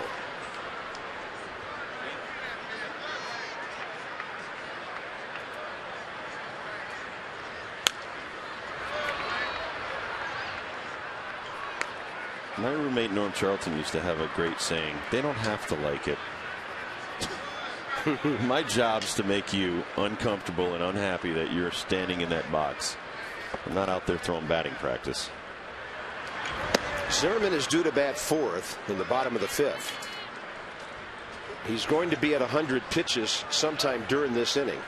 I think he's done enough work for one day if he can get through this inning. That ball slammed off the mask of Wilnie Avis, or at least part of his gear. Ron Vallone on the left and Julian Tavares on the right under the watchful eye of Randy Knorr. The defending champion manager from the Carolina League with his Potomac Nationals last year. We have an email question from Lisa Page in Rockville. A quality start determined. Rob and I have some different ideas on what exactly a quality start is. Totally different opinion of what the norm is. And first of all, Rob, the normal thing for a quality start, 6 innings, 3 runs or less. But I don't know who that was thought up by. An agent, probably. An agent or, you know, a statistician. But a quality start, in my mind, is giving your team an opportunity to win, whether it's 6 or 7 or 8 or 9 innings. Your team wins that ball game. To me, that's a quality start. Well, what about a case like Zimmerman today, where he's only going to pitch probably 5 innings? This is a quality start. He got beat up, 3 runs in the first inning, allowed the team to come back, take the 2-run lead, gave up a couple more runs, and if he goes 5 innings right here, he's given this team an opportunity to win the ball game. So to say there's this set standard of 6 innings and 3 earned runs, I don't know where it came from, and I don't know who thought it up, but I don't think they ever pitched in a major league game. Well, and here's because my I've talked to Hall of Fame starters, and there's so many of them that agree with what I'm saying, because you could go 9 innings, give up 7 runs, and win the ball game. And who's to say that's not a quality start? Right. My problem with the 6 innings and 3 runs is projected over 9 innings. That's a 4.50 ERA. When did that become quality in Major League Baseball? Now, if it was 3 runs in 7 innings or 2 runs in 6 innings, I might buy that, because that's a 3 ERA. The reason I don't like it is because it's not a standard that makes pitchers push themselves and go beyond their limits. Sounds to me like something you settle for. Yeah, and okay, hey, I got to the 6th inning, I only gave up 3 runs, and they're going to give me a quality start for that. What if you don't win the ball game? You know, how do you feel that that's a quality start? You get your bullpen in there for the last 9 outs, which are the toughest to get. I think it's a great discussion. Nice question by Lisa. I think it's one that the Hall of Fame pitchers and starters like Bob Feller and Gaylord Perry and Jim Palmer, Bob Gibson, Drysdale, right, Drysdale, guys and guys like that, Koufax, Carlton, they should have a say in what quality start is. Yeah, they would scoff at 3 runs in 6 innings. You know, someone who's not even in the Hall of Fame with 287 wins and 242 complete games and 60 shutouts, Bert Blyleven should have more of a say what's a quality start than, you know, a statistician. Shane Victorino is claiming that pitch hit his arm or his batting glove. Mike Riley doesn't seem too interested. And Charlie Manuel is going to come out. At least come up to the top step of the dugout. Is this the same as arguing a ball and strike? I don't think so. I don't think it is. But he thought his guy was hit. I better see a mark on the skin. And he gets punched out on the next pitch. Could be some fireworks. Victorino's going to hang out for a while. He's saying, where did that mark come from? I got a mark on my arm.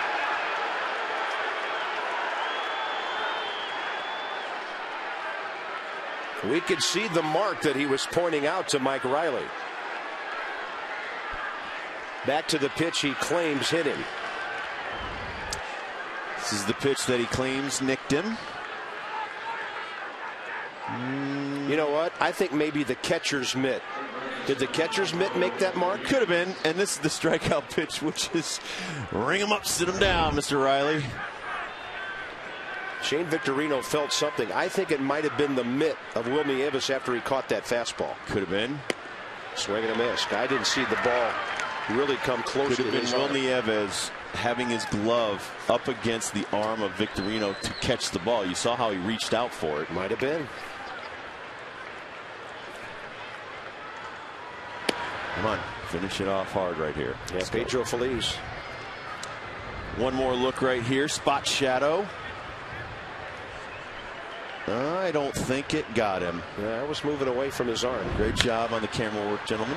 And Jordan Zimmerman's going to finish well if this is indeed the end of his day. So he gives up 3 in the first, 2 in the fourth, but a tie game into the bottom of the 5th inning.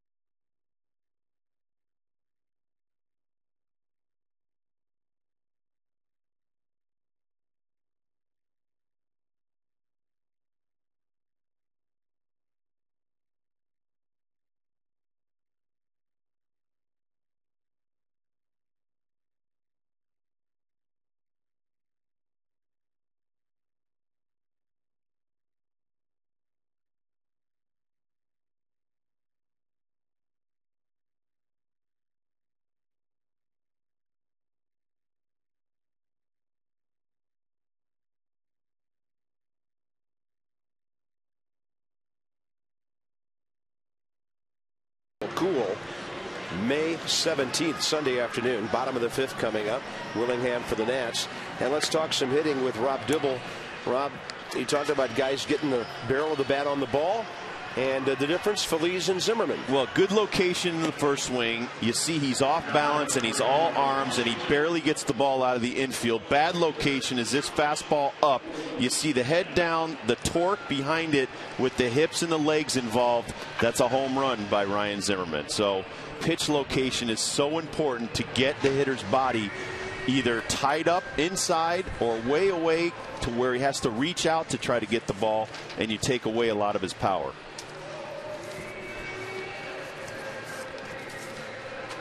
Chad Durbin out of the Phillies bullpen. And this will tie him with Clay Condrey for the staff lead in appearances at 20. 21 innings, 13 hits, 9 runs. Not a great strikeout to walk ratio, 18-12, but he's been unhittable. His opponent's batting average is only 181.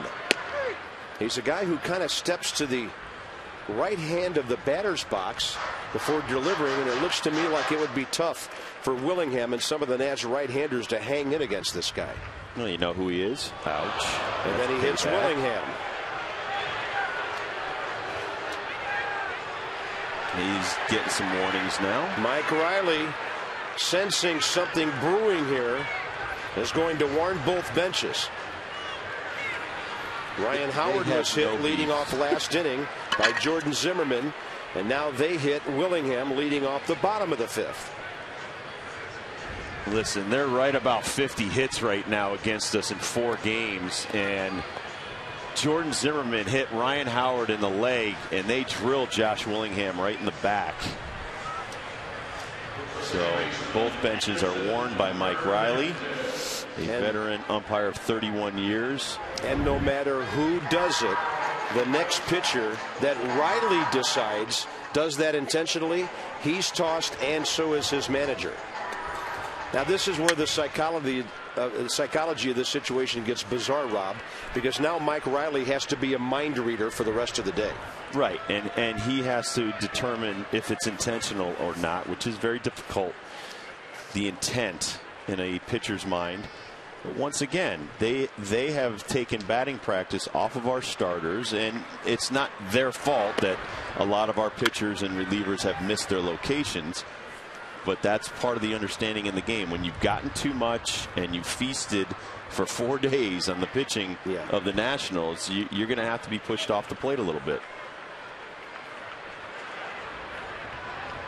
And young kids, don't get the wrong impression. It has nothing to do with hitting anybody. It's getting inside someone's kitchen and tying up their hands. And that's effectively pitching inside. Based on the replays of Phillies and Zimmerman you just talked about. 1-0 to Hernandez, who singled last time.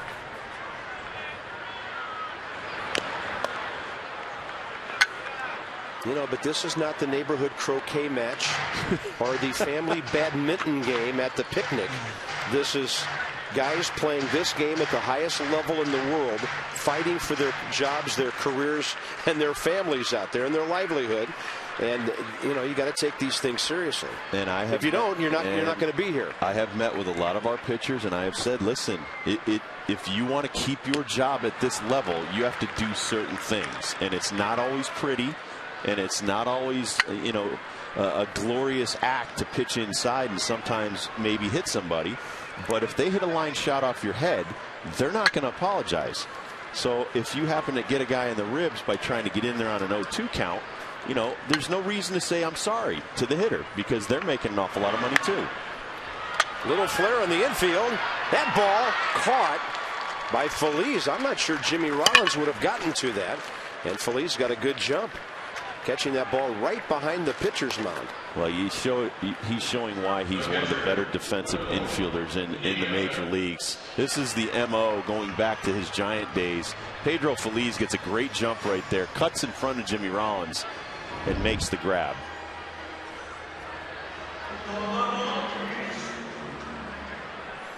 Nats don't have anybody in the on-deck circle until Alex Cintron emerges to walk that way. And here's Will Nieves. Willingham still at first. That was a goofy play for Willingham too.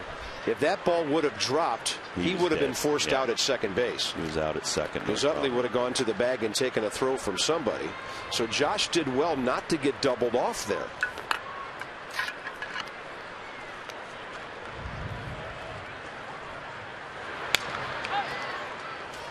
Will Nieves a strikeout and a walk today. He has fanned 10 times and walked twice in his 13 games.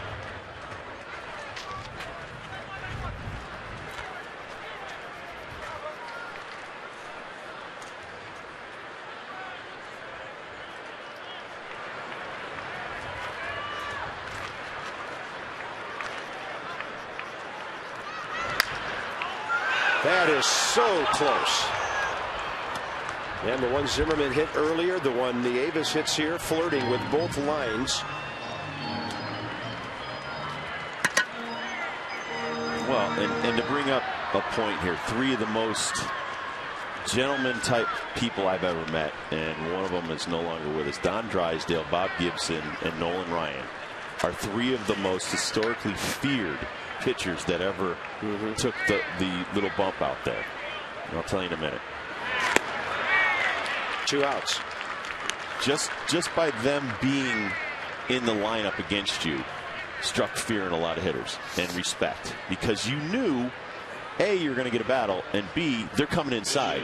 And if you take one of them deep and hit a home run, the next guy up might take one right in the ribs.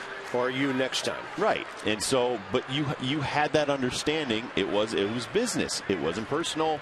It wasn't I'm trying to injure you. It was all business by those gentlemen, and all 3 are in the Hall of Fame. So, to me, people get the wrong impression. Well, why do guys get hit? It's not about that. It's owning the inside and the outside parts of the plate by the pitcher, and the hitter can have the middle. And we have found out in this era, if you don't, they will beat your brains out. 4-6 on that fielder's choice. Nationals strand their 7th runner of the day to the 6th in a 5-5 game.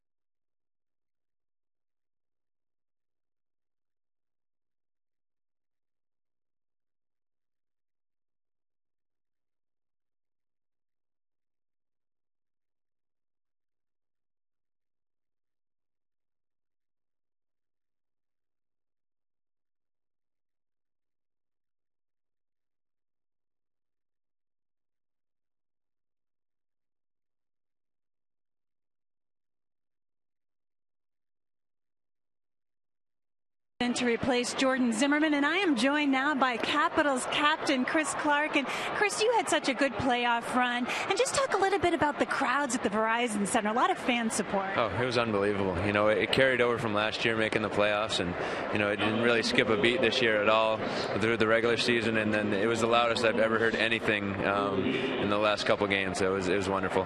What's it been like playing with Alex Ovechkin, and can he take hockey to the next level like Michael Jordan had done with basketball? I think so. He's one of a kind. He does everything. He can score goals. He can lead a team. He can get the fans going. He's definitely someone everybody wants to watch, whether they're a hockey fan or not. All right, you've got Brady and Haley here. You're 2 youngsters on this Kids Sunday. How much fun are they having with you here at Nationals Park? It's awesome. This is their first ever game, so they're having a lot of fun. They're a little spoiled being this close to the field, but they're having a lot of fun.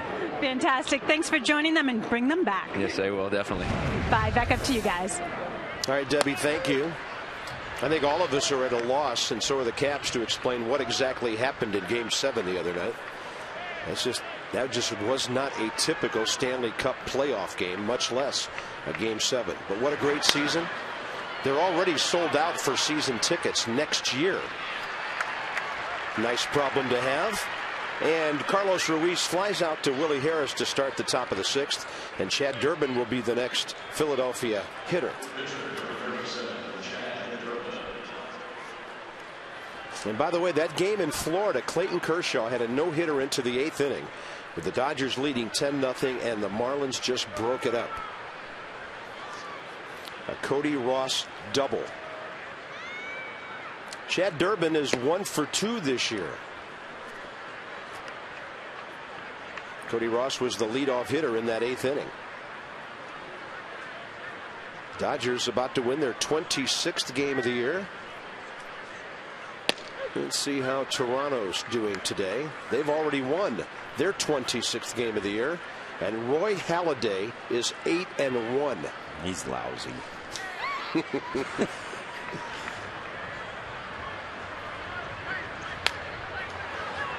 You want to talk about changing eye level. He throws 4, maybe 5 pitches from your eyes all the way down to your feet. Sinkers, sliders, cutters, huge breaking balls, changeups. Well, you mentioned all those pitchers before. Yep. What do you think Roy Halladay thinks about a quality start? He would laugh in your face. Yeah, he wants. If you told him he time. did well by pitching 6 innings with 3 runs. Because there is no set standard to what your job is other than to try to win a ball game. You know, your job as a starter, win the game. That's it. There's no innings pitched. There's no runs given up. Yeah. And this ball out to right field for Adam Dunn. Roy Halladay went 7 innings today, gave up 6 hits, 2 runs, only 1 earned. His ERA 2.78. For games like today, the Family Fun Pack is back right here in Nettstown. You can purchase a $14 upper right field terrace ticket, or if you like the lower seats on either left or right field side, those are $25. You get a hot dog, non-alcoholic drink, and chips. Minimum 2 tickets per purchase. And we had a bunch of guys signing autographs today before the game. And the kids will run the bases after. 888-632-NETS or visit nationals.com. And that's a great way to get rid of all the sugar that they've been consuming during the game and wear them out before they go home with mom and dad. Let them run the bases for a while. Yep. If you've got some little dibble types in your family, you can wear them out and get them ready for school the next day. Jimmy Rollins 2 for 3 with an RBI, a stolen base, and a run scored today. And this will be a pop-up out to center. That's a long way to go for Willie Harris. He loves running out there. Run, Willie, run. Top of the order, Guzman, Johnson, Zimmerman. Straight ahead, good job, Valone.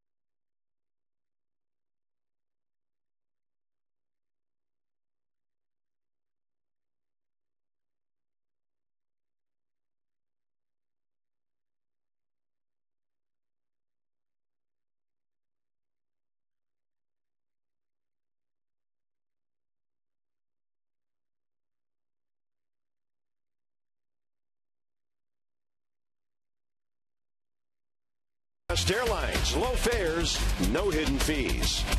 And by PNC Bank. PNC leading the way. A lot of great areas here to grab a drink, grab a meal, or a snack. Maybe get a little comfort in from out in the weather. Those guys have rhythm. We're going to the bottom of the 6th inning. Guzman, Johnson, and Zimmerman. Pitching pairings for the Pittsburgh series. Ross Detweiler, Ross Ohlendorf tomorrow. Chiron Martis, Jeff Karstens Tuesday. John Lannon, Paul Mahallam on Wednesday. These are all night games. And Daniel Cabrera, Ian Snell on Thursday. The Bucks coming in for 4. Here's the Nats in-game box. 5 runs on 6 hits tonight. Guzman 2 for 3 with 2 runs scored. How about 3 for 4? He now has hit safely in 14 of his last 15 games. Nick Johnson's coming up, feeling those good vibrations. They play a little Beach Boy music when Nick comes up. I did not know there were beaches in Sacramento, California. Thought that was a little further inland. But Nick's a Beach Boys guy and loves that song. Kind of interesting to hear the different songs the players have. I'm not buying, just from knowing Nick Johnson, that he ever went surfing. I'm just not buying it. He's too much like Adam Dunn and Ryan Zimmerman and Austin Kearns. I think Adam Dunn's idea of a beach is a farm pond with a little sand where he can catch some bass. I got a pond and a pool out back. A pond would be good for you. Yeah. They're great.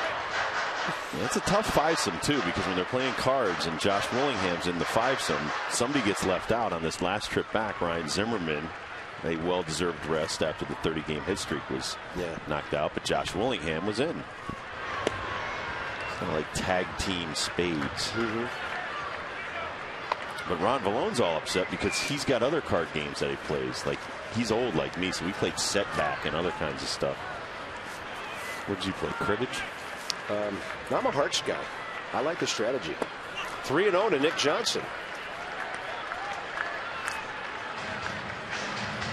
My problem is I have a daughter who has a memory that's unbelievable, and she knows every card that's been played. Let's take her to Vegas then. Well, we're not going to do that.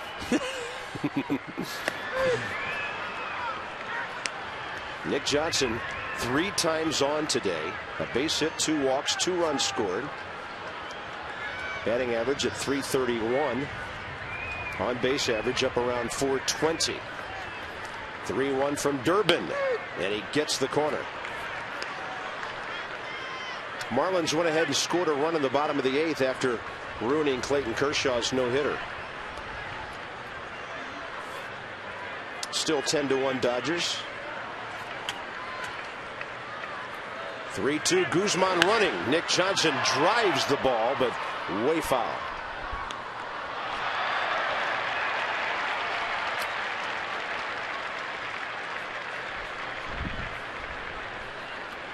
So Nick with 2 walks today, 19 walks on the year, 25 strikeouts. He's making great contact.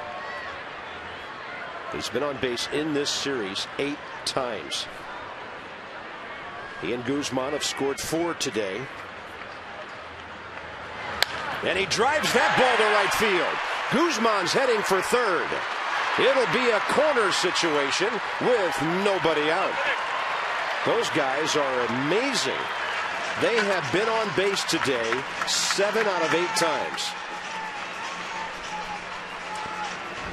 Well, and the best medicine for someone who smokes one of your teammates in the back is score some runs. And right there, Nick Johnson gets a pretty pitch, smokes it through there.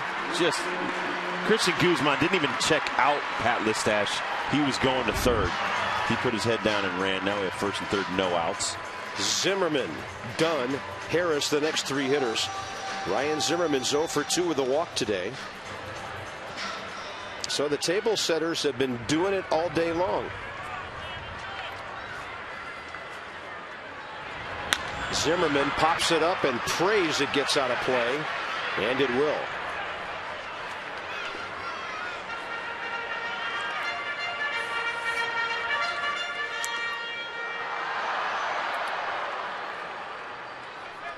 Looking for RBI number 30 in those batting gloves somewhere. Maybe more. Over 300 of runners in scoring position. Started the day hitting .364.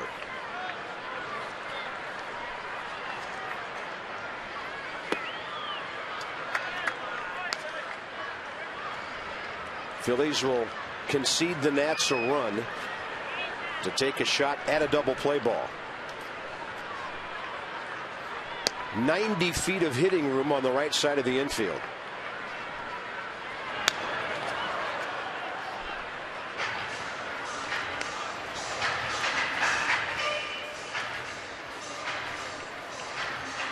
Big RBI man next.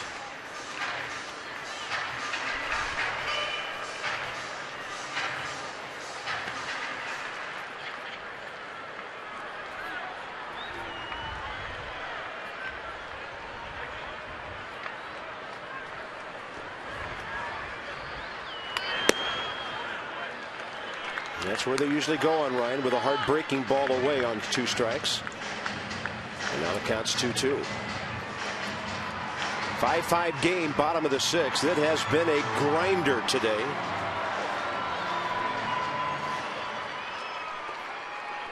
Phillies got 3 in the first, so did the Nats. Washington led 5-3. Phil's tied it in the 4th. Way upstairs, 3-2.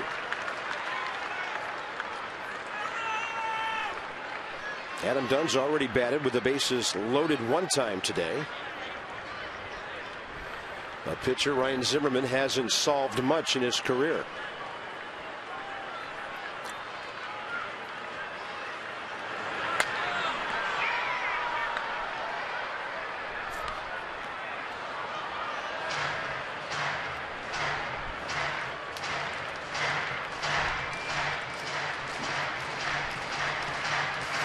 Ron Vallone got 3 quick outs in the top of this inning.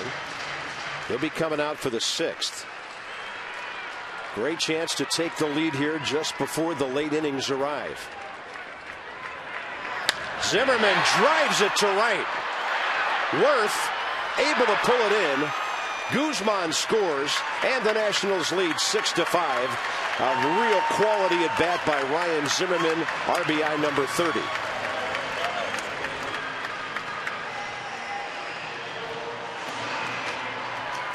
Famous Dave's on the Exmo right here of this swing that drives in a run on a sacrifice fly. Get the head down, fastball away. He takes the pitch away, drives it hard enough and deep enough, almost over the head of Jason Worth. There's no play at the plate. 6-5 Nationals. The one thing that strikes me on all of those Famous Dave's award-winning ribs replays, the fact that Ryan Zimmerman's head is not moving 1 iota when he comes through his swing.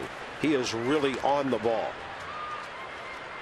Now here's Adam Dunn, a double, a walk, 2 RBIs, and a strikeout. He's about due to park one somewhere. It's been 5 games since he homered.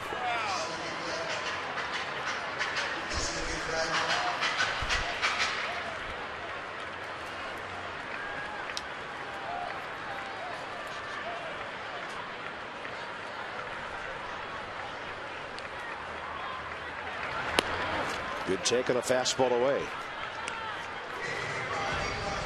Watch the Z in 0 calories there. Watch the head. Stay still. Keep the head down. Eyes follow the ball to contact. And that's another RBI for Magnum ZI. Right. 0 calories, 0 movement. I want to give you some numbers real quick. Bob Gibson, Hall of Famer, won 20 games, 5 out of 6 seasons. That was 106 wins, 174 starts. We talk about quality starts, right? He had 28 complete games one year. 119 complete games out of those 174 starts. Adam Dunn reaching off speed pitch. He's gone for the 2nd out. That's 19 more complete games in that 5-season stretch than Randy Johnson has in his entire career over 20 years. Yeah, it was a different time, wasn't it? Yes, it was. And so that's why I don't consider a 6-inning, 3-run start a quality start. It's not about that. It's about getting wins for your team. And those guys would have days when they gave up 5 or 6 runs. But you'd look up in the 8th inning and they're still pitching. The pitcher Durbin grabs it. The Nationals take the lead. Guzman Johnson singles. Zimmerman sac fly. 6-5.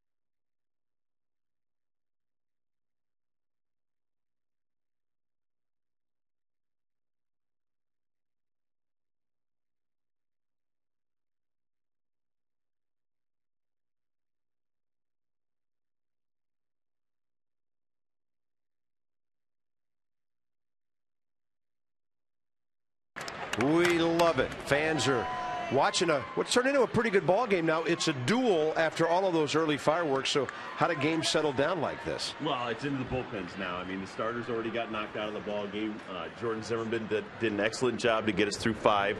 Now it's up to our bullpen. But you didn't think the reigning world champions were going to go away quietly in this one, did you? So, you know, they're trying to go for the sweep. We need to get this one win before we get 4 games with the Pittsburgh Pirates. Anything goes now with the bullpens in the game, and now they've got 2, 3, 4 coming up in their batting order. Real key inning here for Ron Vallone and the Nats. Chase Utley leads off. He's only been on base 3 more times today. RBI double last time. A scoreless 7th would be a big step toward winning this game.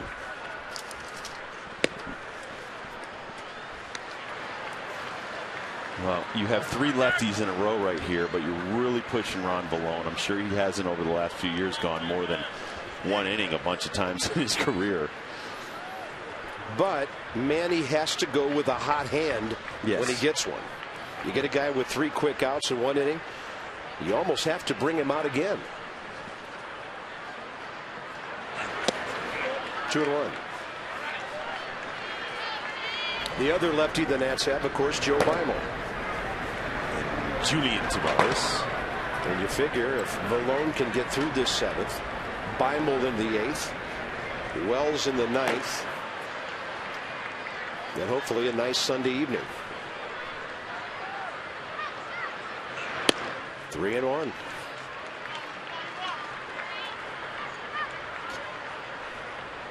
When the Phillies came to town on Friday, Chase Utley was hitting .278.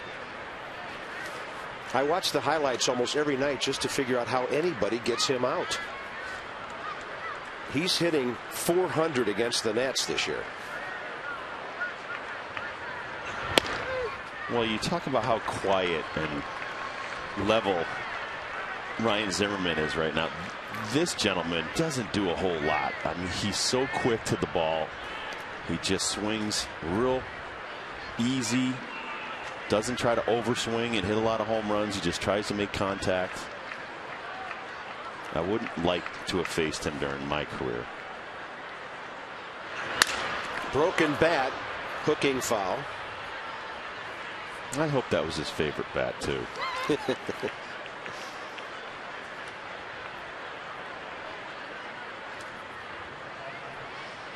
Watch this bat just shatter. This is what they call getting in your kitchen. And it just explodes in his hand. And he's hoping it's a hit because they don't like to waste bats.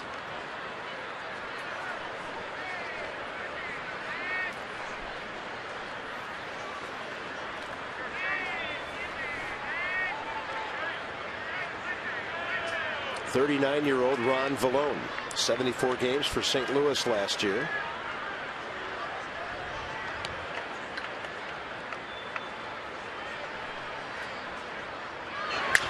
Through a strike, and Utley stays alive.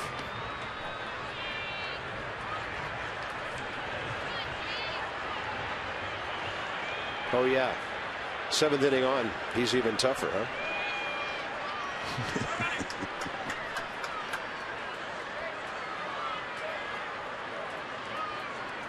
Oh yeah, and he's only hitting .333 off lefties this year.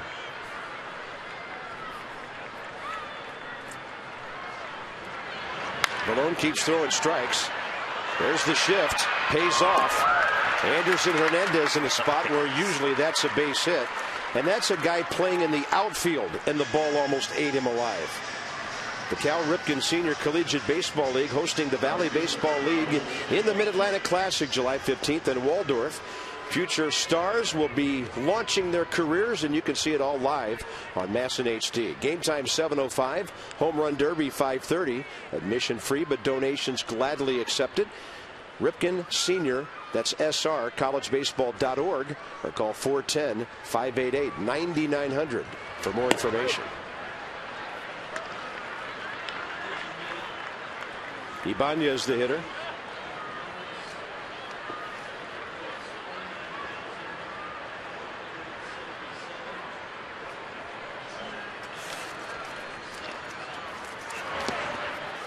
And Ibanez takes it, blown away.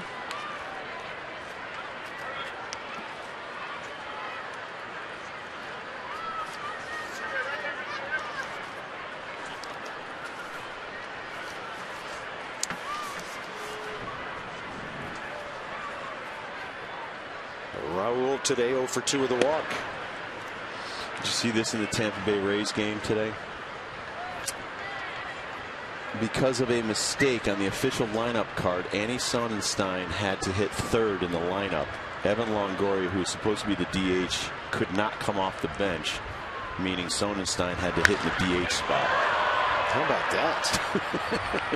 Because Ben Zobrist and Longoria were both put in the third base slot, and no one was put at the DH. There was a 13-minute delay. The Indians were pulled off the field, and eventually Longoria was benched, and Sonnenstein had to hit in the 3-hole.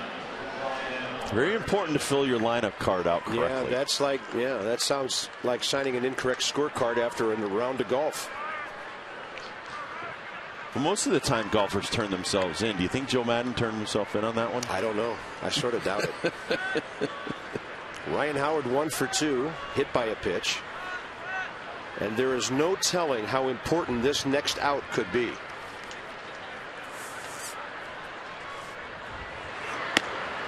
Vallone with a high breaking ball.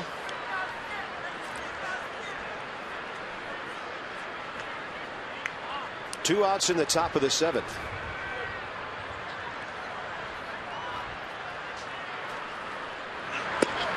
That one's outside and high 2-0. Great crowd today. One of the bigger crowds of the year since opening day. 29,577 for the Fightin' Phils and the Nasty Nats. Here's the 2-0. Howard pumping on a 2-0 count, and Vallone dropped a breaking ball down and away from him beautifully. Well, 2-0. Ryan Howard's gearing up for a heater, a fastball, and he gets the big breaking ball down and away. We'll get nothing and like it. Another one. We'll get more of the same. You are so mean, and you will like it.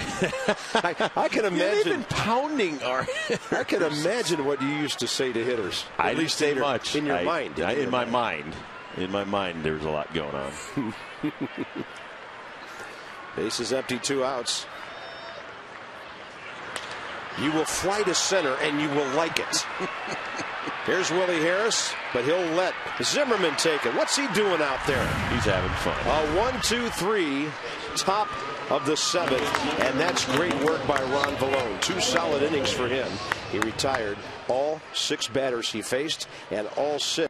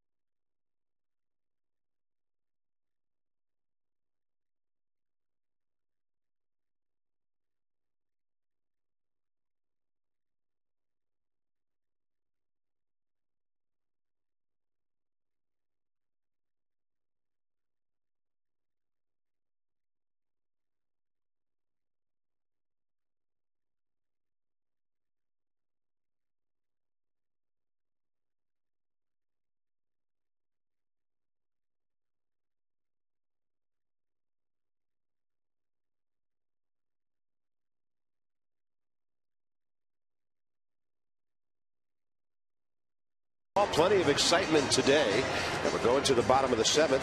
And if you'd like to nominate somebody who's made a difference in your community, Major League Baseball and People Magazine are giving you that opportunity. 30 Everyday All-Stars will be honored in St. Louis at the Midsummer Classic in July. Go to peopleallstars.com to nominate. Phillies made a move on their pitching staff yesterday and brought up rookie Sergio Escalona.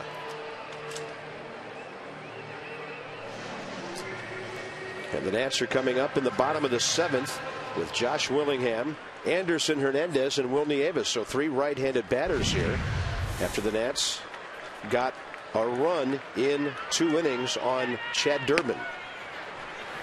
Escalona's from Venezuela. 6th year as a professional.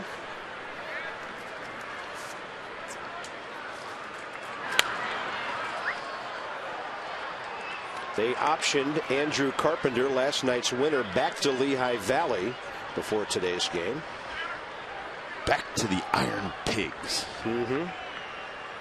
So Major League debut for Sergio Escalona.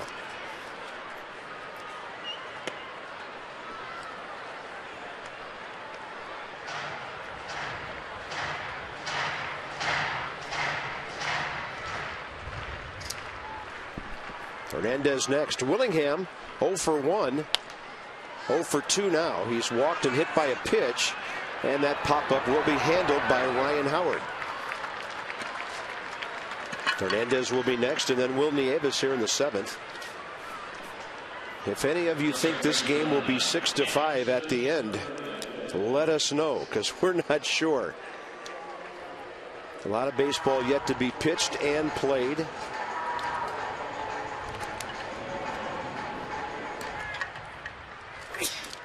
Point being, another run or 2 along the line necessary here in the 7th, 8th, or 9th. Or when you're playing the Phillies, maybe more than that. They might be tired of all the swinging they've been doing, running.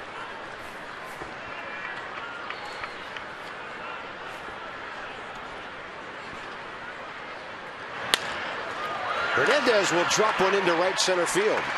Anderson has a 2-hit day. Good for him. He was 1 for 10 before getting his first hit today. So in this series, he's now 3 for 13. And the Nats have some speed on base. Nats extra, Johnny and Ray. And the first inning problems of Jordan Zimmerman continuing today, but he pitched pretty well after that. The Nats for 8 games in a row have scored at least 5 runs. And that goes back to the day after the 2-1 win in Arizona.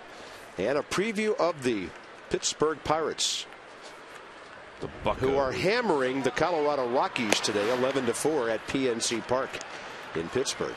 So PNC is leading the way for them. Verizon Fios, by the way, brings you Nats Extra postgame.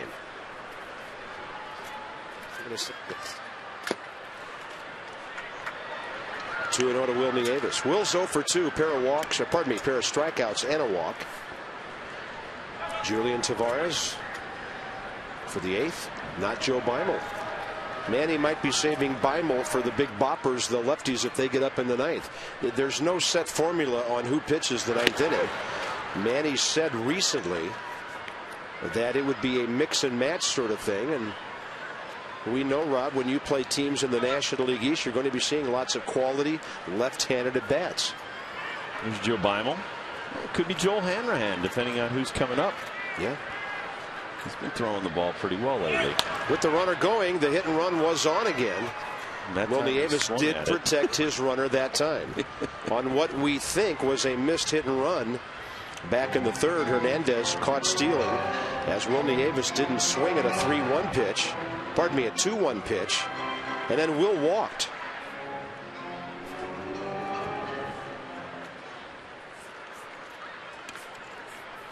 Two the count here.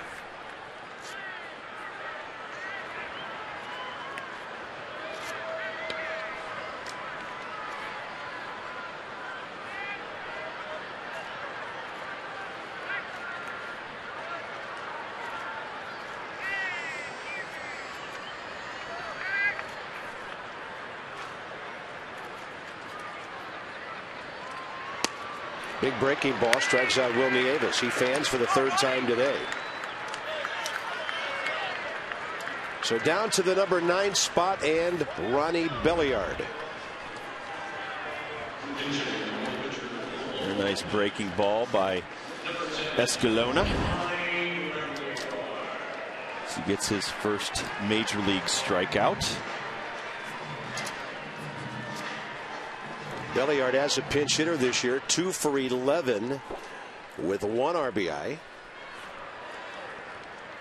Josh Willingham is the best pinch hitter the Nats have had this year, 3 for 10 with a homer and 2 RBIs. How are the Nationals doing in the pinch hitting department this year? They are 12 for 62. 194.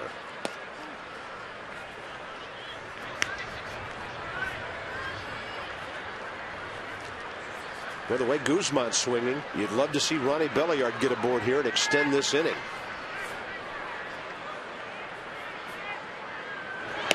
Change up and away, 2-0. Christian Guzman 3 for 4 today.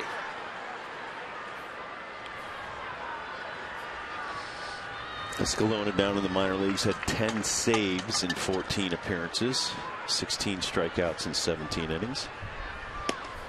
3-0. He may be creating a problem for himself here, and I'll tell you why. It's not only Guzman on the deck, but it's Guzman who's batting .516 right-handed this year. Ridiculous success. 16 for 31. Is that the best he can do?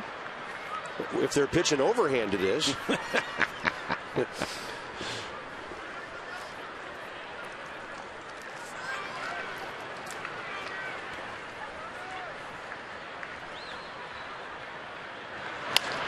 And Belliard will foul one out of play, and this will give Anderson Hernandez and his speed a head start at first base.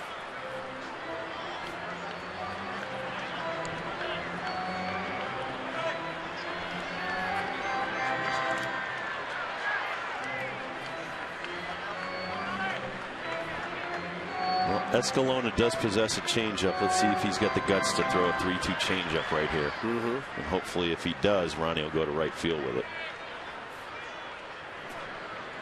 Ronnie's done that in this series. Collected his first 2 extra base hits of the year. Well, after he hit one homer, first double, first triple. He was thinking about that over there, and he fouls it out.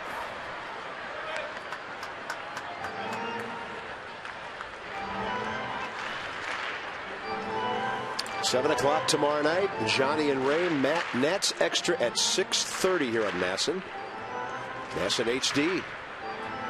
Souvenir time. There you go, buddy.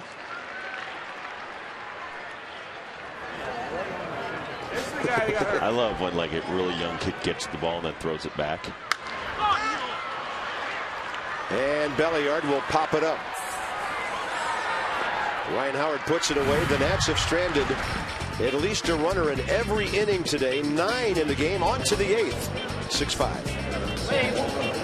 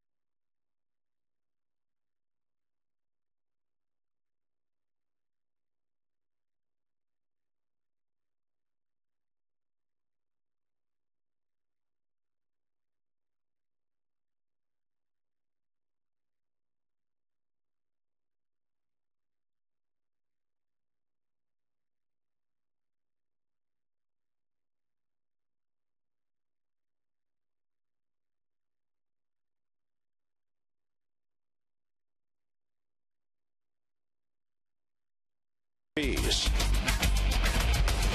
of a great day here in our nation's capital, but it could be very bright if the Nats can get 6 more outs. Here's our game summary. Nick Johnson all over the bases today.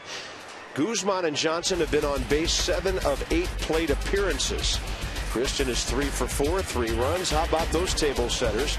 And Jordan Zimmermann battles his way back from a 3-run first, a 2-run fourth. He can't be the winner, but he got the Nats in a position to compete, and it could be a win for Ron Vallone. Let's see if Julian Tavares can take care of business here in the 8th. He faces right-hander Worth, lefty switch hitter Victorino, and right-hander Phillies.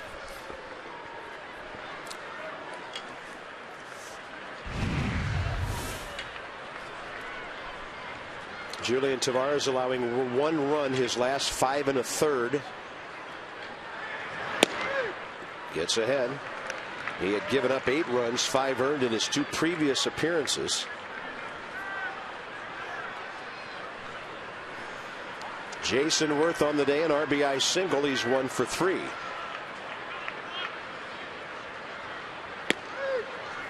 Well, and I have to believe there's 6 outs to be had right here for a win.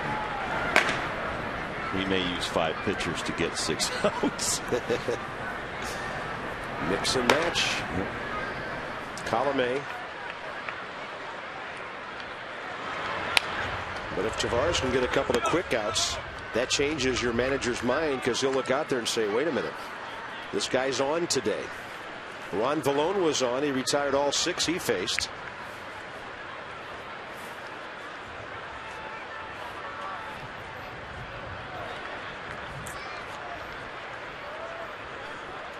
Target in.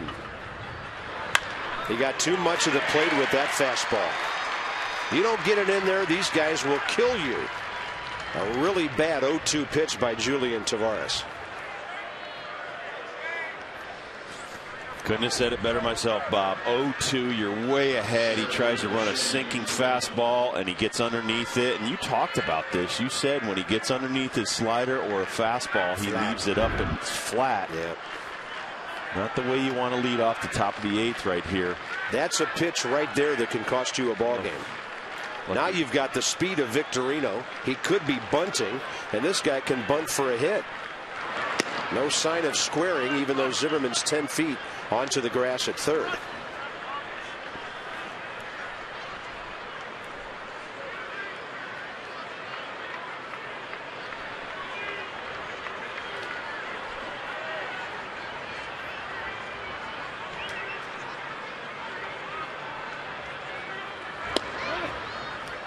Now you've gone 2-0.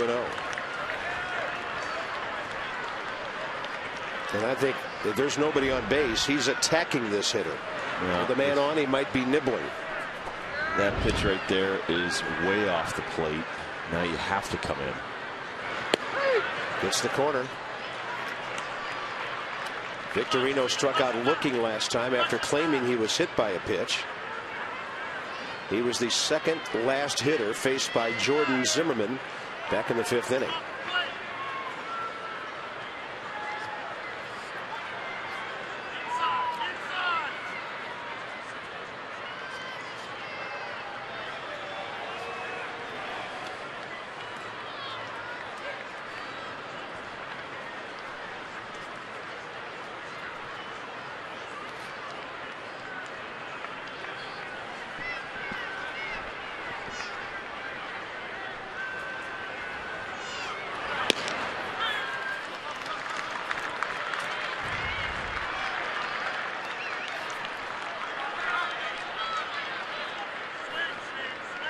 Dangerous hitter on deck. And Tavares has to throw a strike. Leadoff hitter 0-2, bad pitch. Then you walk a guy who has very little power. And Julian Tavares is setting the Nats up for a disastrous 8th inning, and he's done.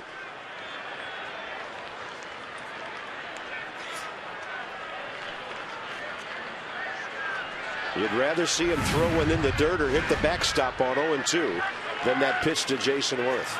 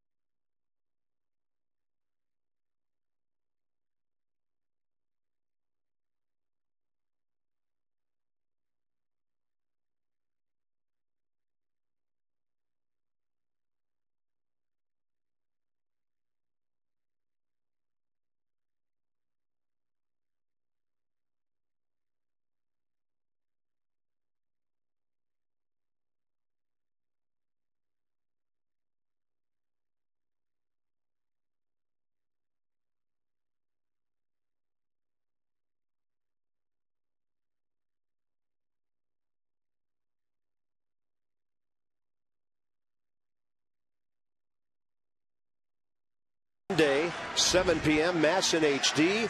We will welcome Ross Detweiler, and there's his numbers at Harrisburg. No wins, but a good ERA. Strikeout to walk ratio almost 3-1. But it'll be Ross's first appearance in the major league since his one inning against Atlanta in September of '07.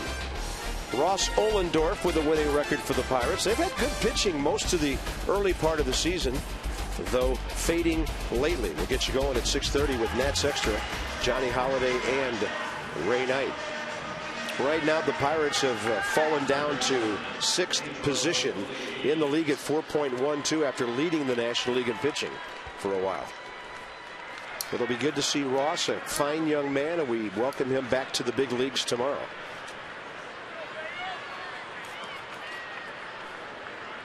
He was told last night, "You're not pitching, but you are Monday in Washington."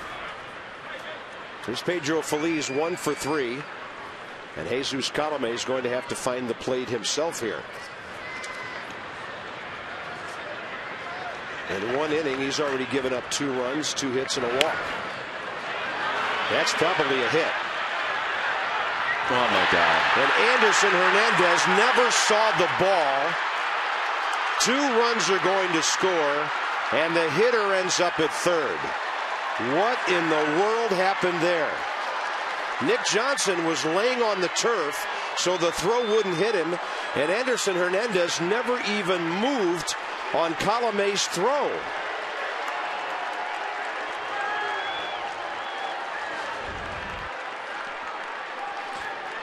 Right here, I think Ryan Zimmerman wanted to just eat this ball. And I think Anderson Hernandez thought that Ryan Zimmerman caught the ball, but really it was Colome who picks it up right here and just fires it all the way down the right field line, and 2 runs come in, and now it's 7-6 Phillies. Unbelievable. Phillies lead 7-6. Runner at third, nobody out. Carlos Ruiz, the hitter. I have never seen a play like that before.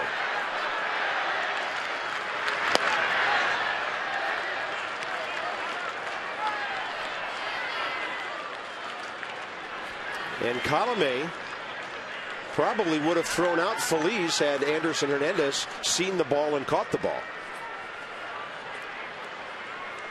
Single, no RBI, 2-base error on the pitcher. I don't know if that's the pitcher's error, though. He got to be ready for a throw. He made an on-target throw. That throw was I would right have on the to base. give that error to Anderson Hernandez. That should be on Anderson Hernandez for not paying attention.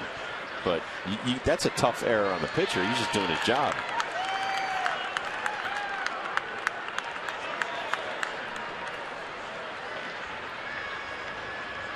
Oh-2. Watch Nick Johnson. He doesn't want any kind of throw to hit him, so he's laying on the turf, and Anderson Hernandez never sees the ball.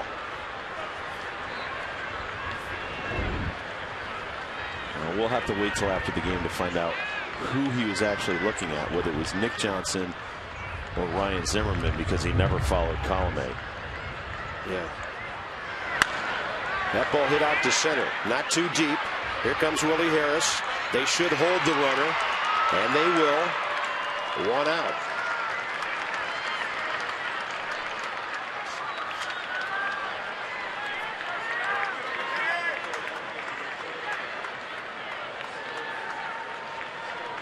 Matt Stairs will be the pinch hitter here in the 8th. Well, if Colome can get out of this, and it's a 1-run deficit right here, we have a shot, and I think Maniac is going to make another move here. Yeah, you might be right about your 5 pitchers for 5 outs. Colome gone. With Matt Stearns coming in, it'll be Joe Beimel, the left-hander. Oh my.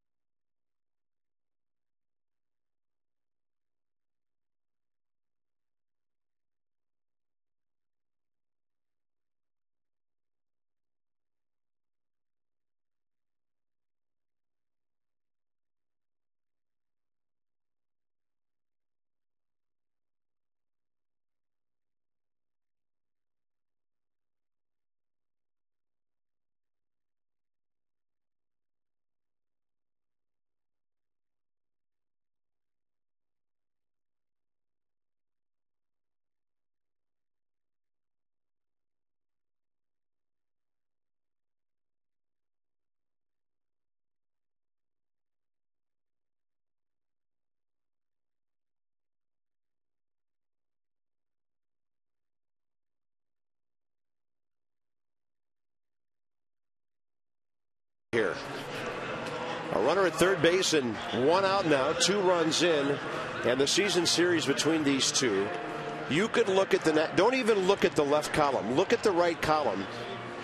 Other than the wins, with the average, the runs per game, the homers, and the extra base hits, and tell us if you don't think the Nationals could possibly be ahead in this season series against the world champions.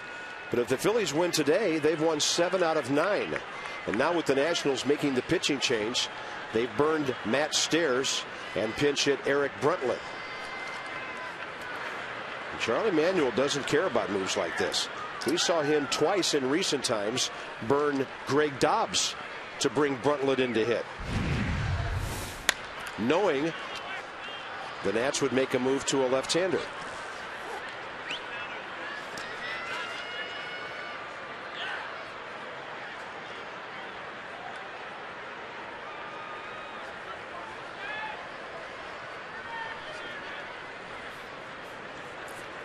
Third pitcher of the inning, 1 out registered. That ball is jacked to left center. Willingham can't get it. And the Phillies lead 8-6. That run charged to Colome.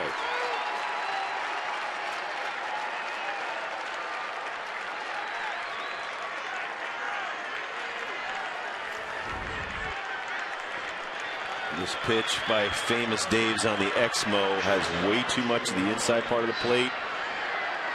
Bruntlett times it perfectly and hits it past Josh Willingham, who has no chance to catch up to it. And if you go back now over his last 3 appearances, Joe Beimel has been hit hard by the Giants and twice by the Phillies.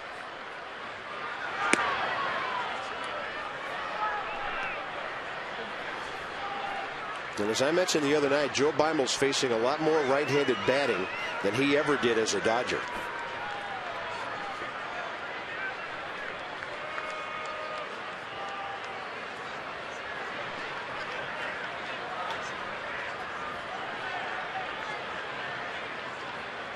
But before he hurt that hip flexor, he had an excellent curveball, and he does not throw it any longer. Yeah. So I don't know. Up a great point with that. I don't know if it still bothers him, that hip flexor, but that was such a great out pitch, even on right-handers, that he's not the same pitcher.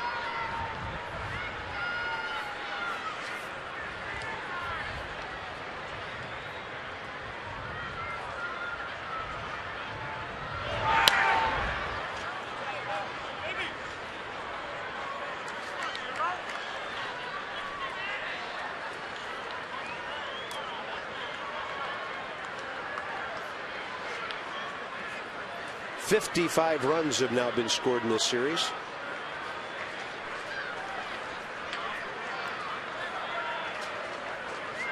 What did you say?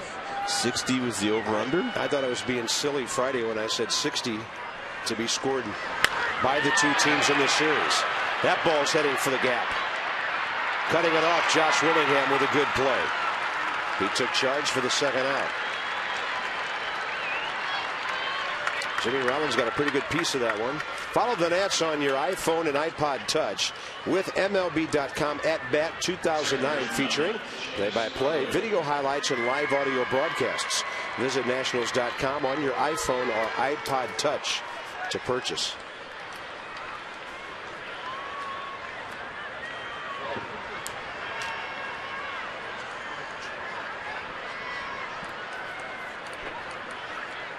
Chase Utley, 1 for 2 with an RBI double, 2 walks.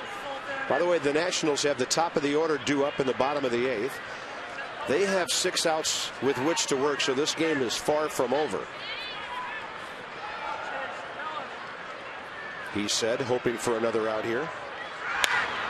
And Utley will pop it up. Short left center. Willie Harris. Facing the bottom of the order, a 8th inning disaster for the Nats. Christian Guzman's 3 for 4. Nick Johnson's been on base 4 times. And then comes Zimmerman in the 8th.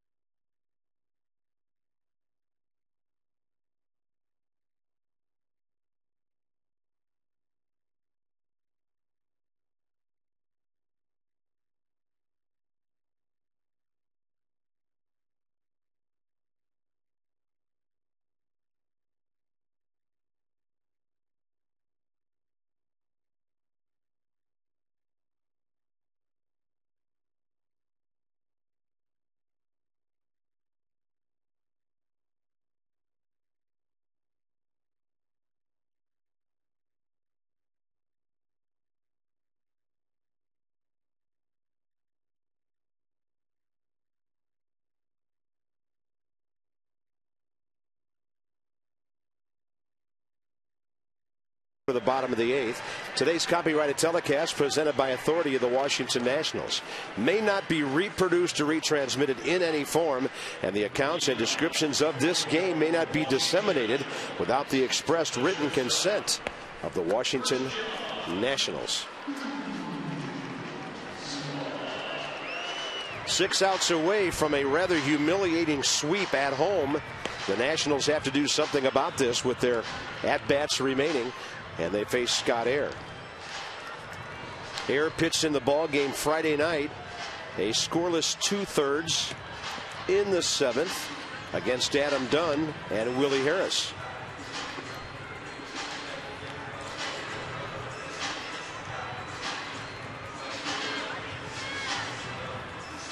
Dodgers won their game at Florida 12-5. Pirates 11-4 at home, beating Colorado.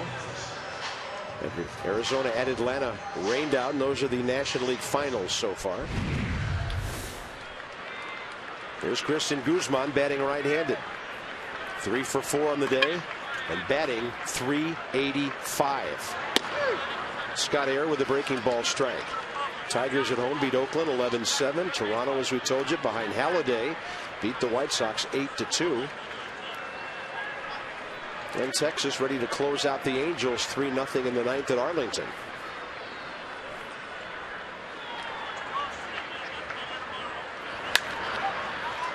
Well, if we continue to play like this, Roy Halladay may pass us in wins by the All-Star break. That's a little scary. The Nats have 11. He has 8.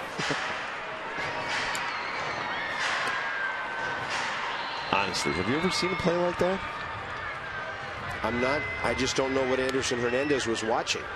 The tendency would be to watch Zimmerman, who he must have thought picked up the ball and just ate it. But then to not even see a ball coming toward you. Had that sacrifice been handled properly, the Phillies would have scored 1 run in that inning on a sac fly by Jimmy Rollins. No, not even that. That would have been the 3rd out of the inning.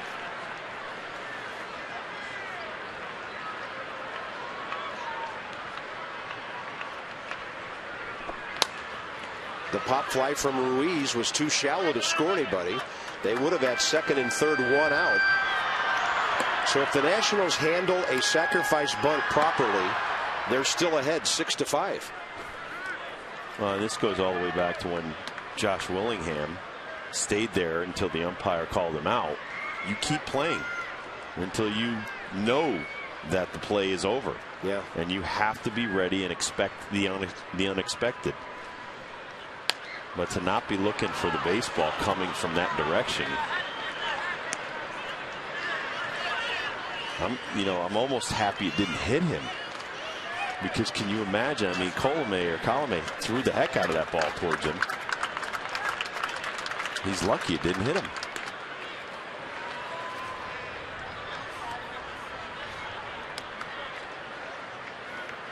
One and 2 to Guzman.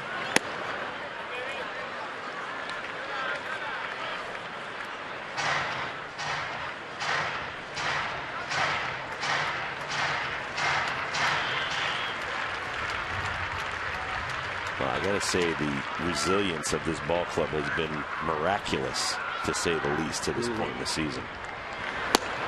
Guzman gone. This is the defining moment so far in this ball game. This is just a normal sacrifice bunt. Pitcher picks it up, and the second baseman steps out of the way of the ball.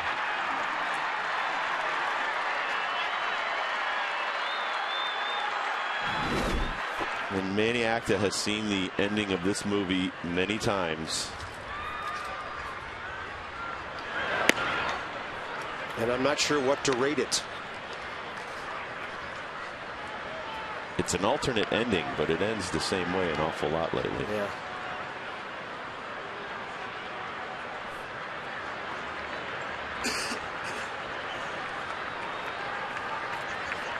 Nick's had a big day with the bat. 2 walks, 2 singles, 2 runs.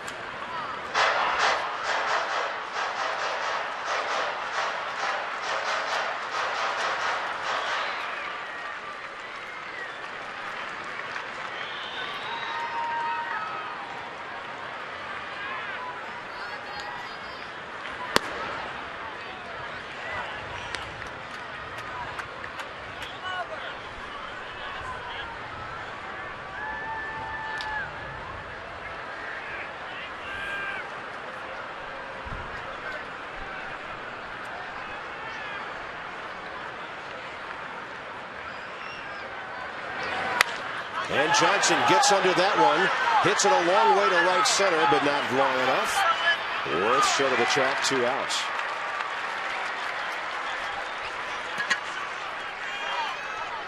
Ryan Zimmerman will bat with the bases empty.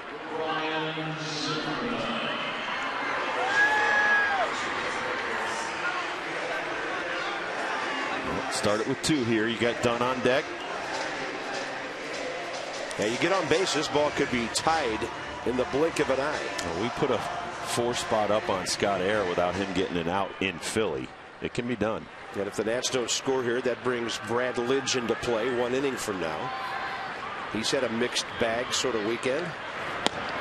That's a ball inside on a big hook. Zimmerman hitless today, but a walk and a sac fly got him his 30th run batted in.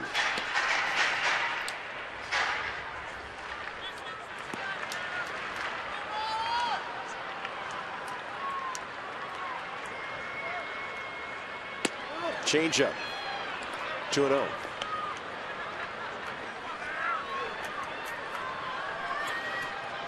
Well, their bullpen has only allowed 1 run since the 2nd inning.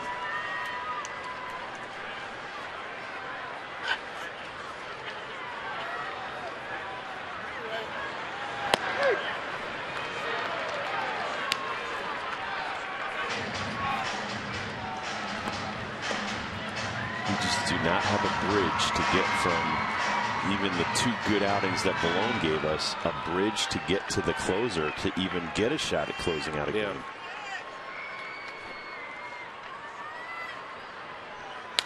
And it just kills you. Julian Tavares gives up an 0-2 single, walks the next guy. That 0-2 pitch was a killer, wasn't it? Yeah. Because if you get that guy, you have no fear of the rest of their lineup in that inning. Right. And then you attack Victorino, and then you have Feliz and Ruiz, 2 righties, coming up behind him. If you try to do it right, I mean, you might not even have to face Ryan Howard by the end of the game. 2-2. I think I just saw another little brush of the glove against the body by Scott Air there as he was ready to deliver. We picked up that earlier with Chandler Park. There's just so many little things that pitchers do that I would love to see our guys start doing more of.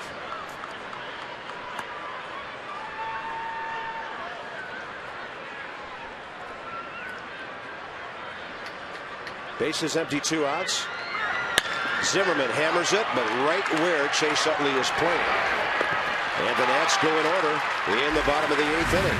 Phillies are 3 outs away from a 4-game sweep.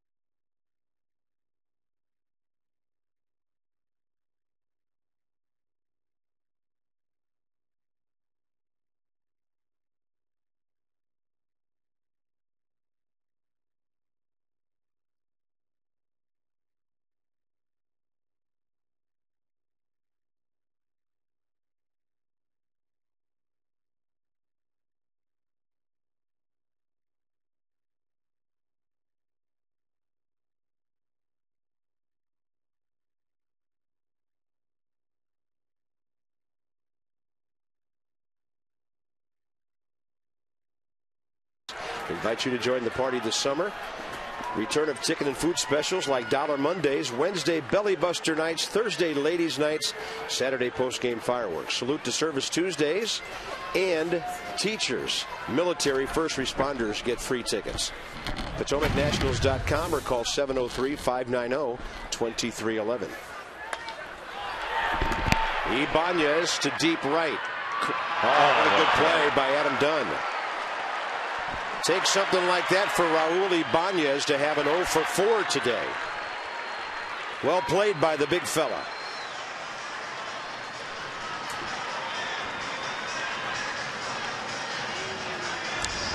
Can't say enough about the everyday players in our offense. They just play their hearts out every day. And look at Adam Dunn here. Top of the 9th inning. Long 4-day set here in the last couple of days. Outstanding grab.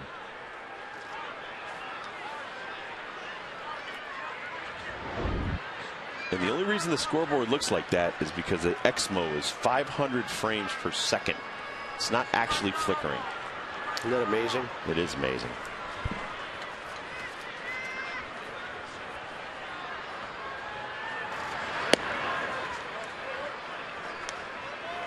Ryan Howard, 1 hit, a single in 4 plate appearances. He's also been hit by a pitch.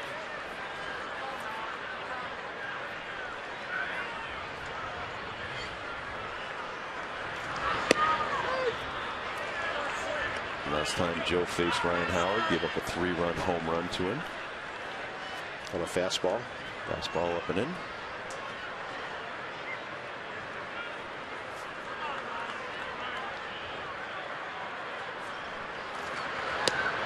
Big rolling breaking ball. That one came through the front door.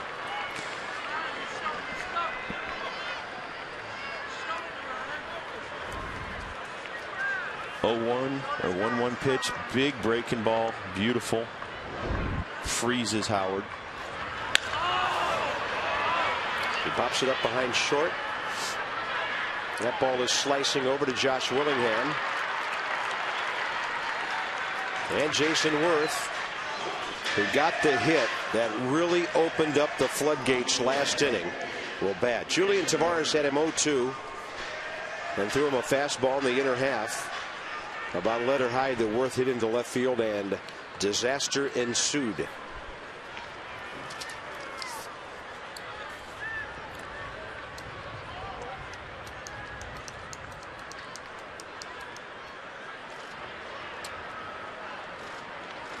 Worth also got them going with a 2-out RBI single in the first that got Victorino up there. He knocked in 2, and that's how the Phillies got their 3 off Jordan Zimmerman.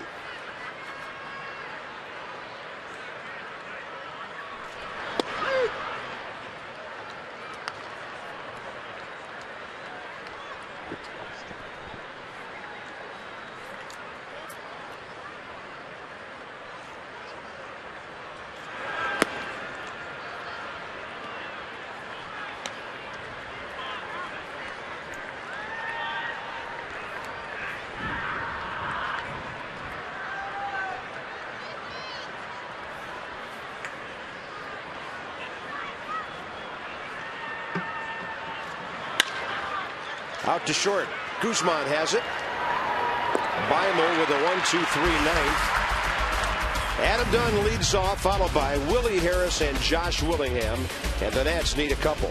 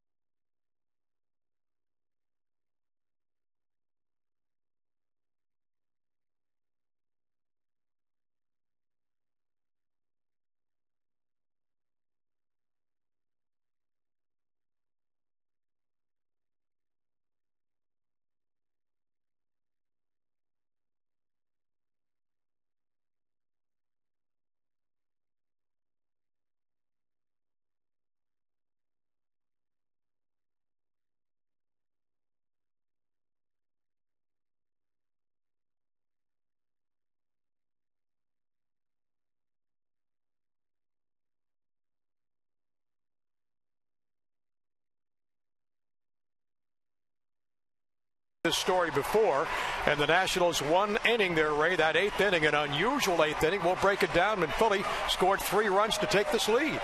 Weird, Johnny. Just not executing a routine bunt play. The Zimmerman should have fielded and made the throw at first base. I think Anderson Hernandez must have thought he'd fielded the ball and not seen the throw coming from column A, and the ball ends up going to right field and 2 runs scored. So the Nationals trying to pull this baby out in the bottom of the 9th. Let's see if they can do it. Back upstairs to Bob and to Rob. Thank you, gentlemen. And in the bottom of the 9th, interesting scenario by Charlie Manuel here. He is leaving Scott Air in the game to face Adam Dunn and probably Willie Harris.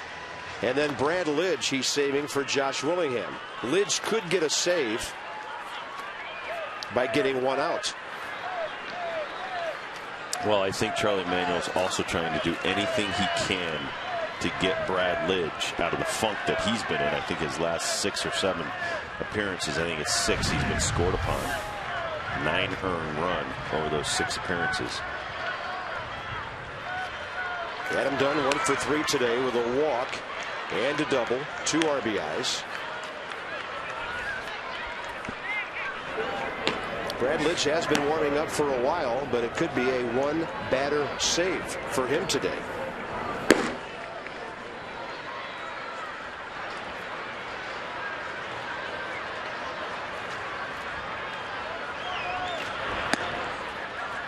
Counts even, 1-1 to Dunn.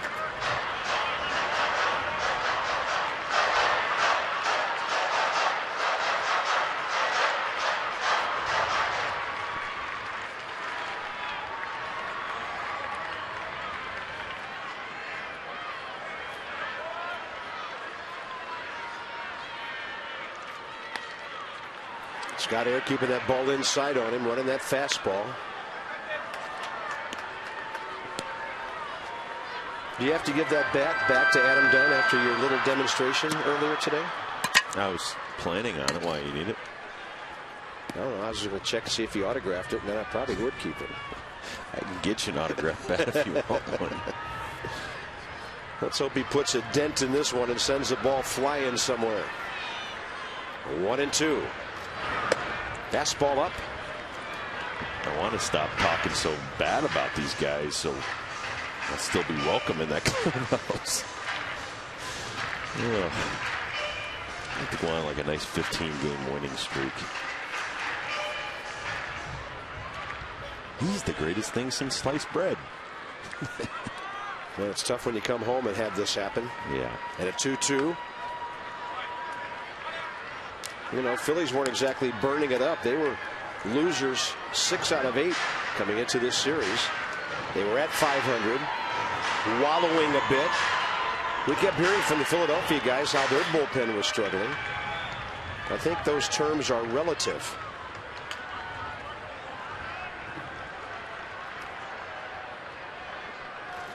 Adam Dunn takes one that nearly hit him, 3-2. Adam Dunn doesn't have to hit a home run here. Getting on base would be big as we reach the 5 o'clock hour here at Nationals Park.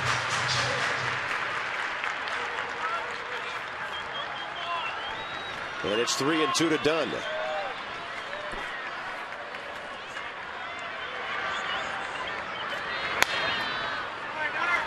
He'll check the trademark of his bat after that jammage. I shouldn't have given one of my good bats to Dibble. I need it.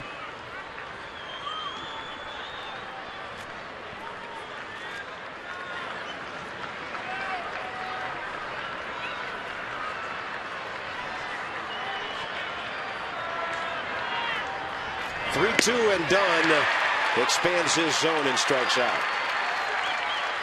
Second strikeout for Scott Air, who's retired all 4 of the batters he's faced.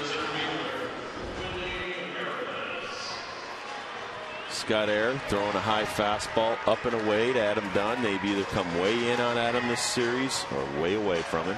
They've held him to 2 hits in 14 official at bats, walking him 4 times.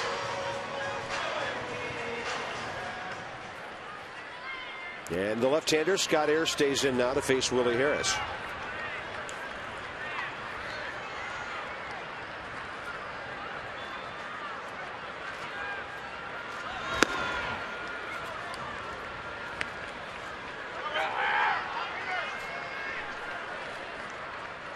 Man, that clock is flying. 2 minutes ago, it was 4:40.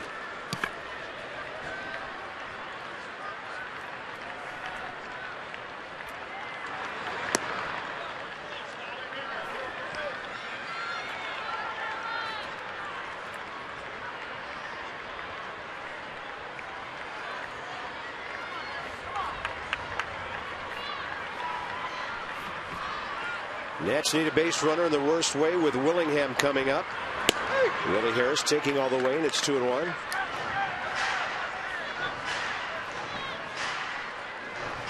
Time flies when you're having fun.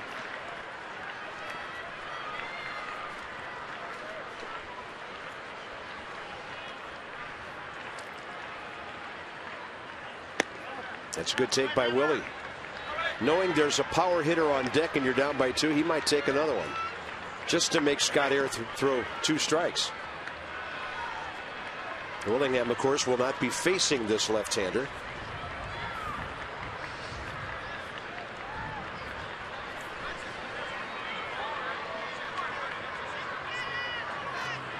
And Willie will get that badly needed walk. That's as good as a hit for the Nationals right now. First base runner given up by Scott Air, who will depart after an inning and a third with no hits, 1 walk, 2 strikeouts, and Brad Lidge will come in trying to save his second game of the weekend. Maniacta's team still alive. Lidge and Willingham next.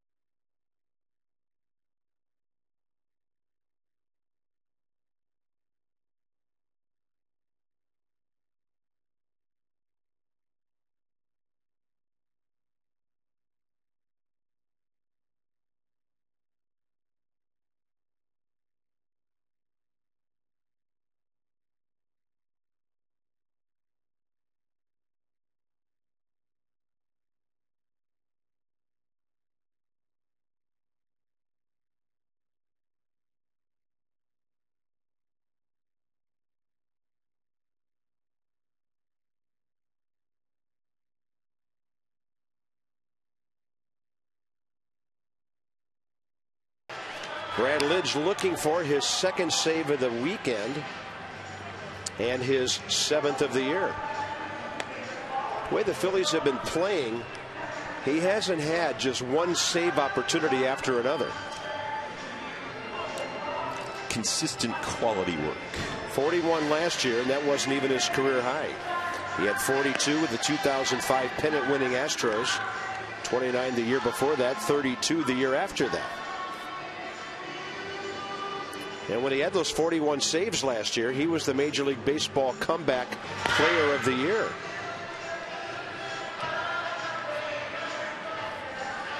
An award Dimitri Young had won the year before that.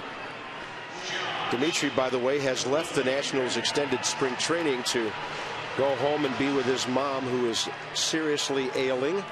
And we wish Dimitri and his family all the best during this trying time for them.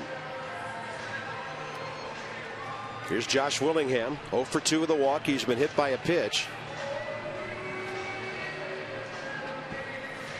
And if he sees a fastball, he'll probably be ripping, because right-handed batters will tell you they don't want to face Lidge and his slider in a 2-strike count.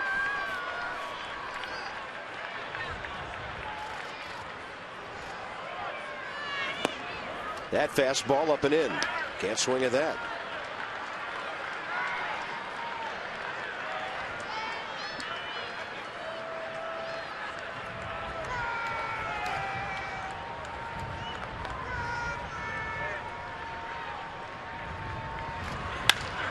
Out to short.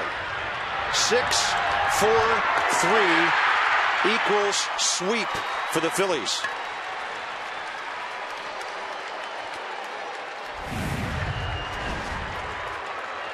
Three and a half hours of frustrating baseball for the Nats. Coming off a decent road trip of 4-4. High hopes.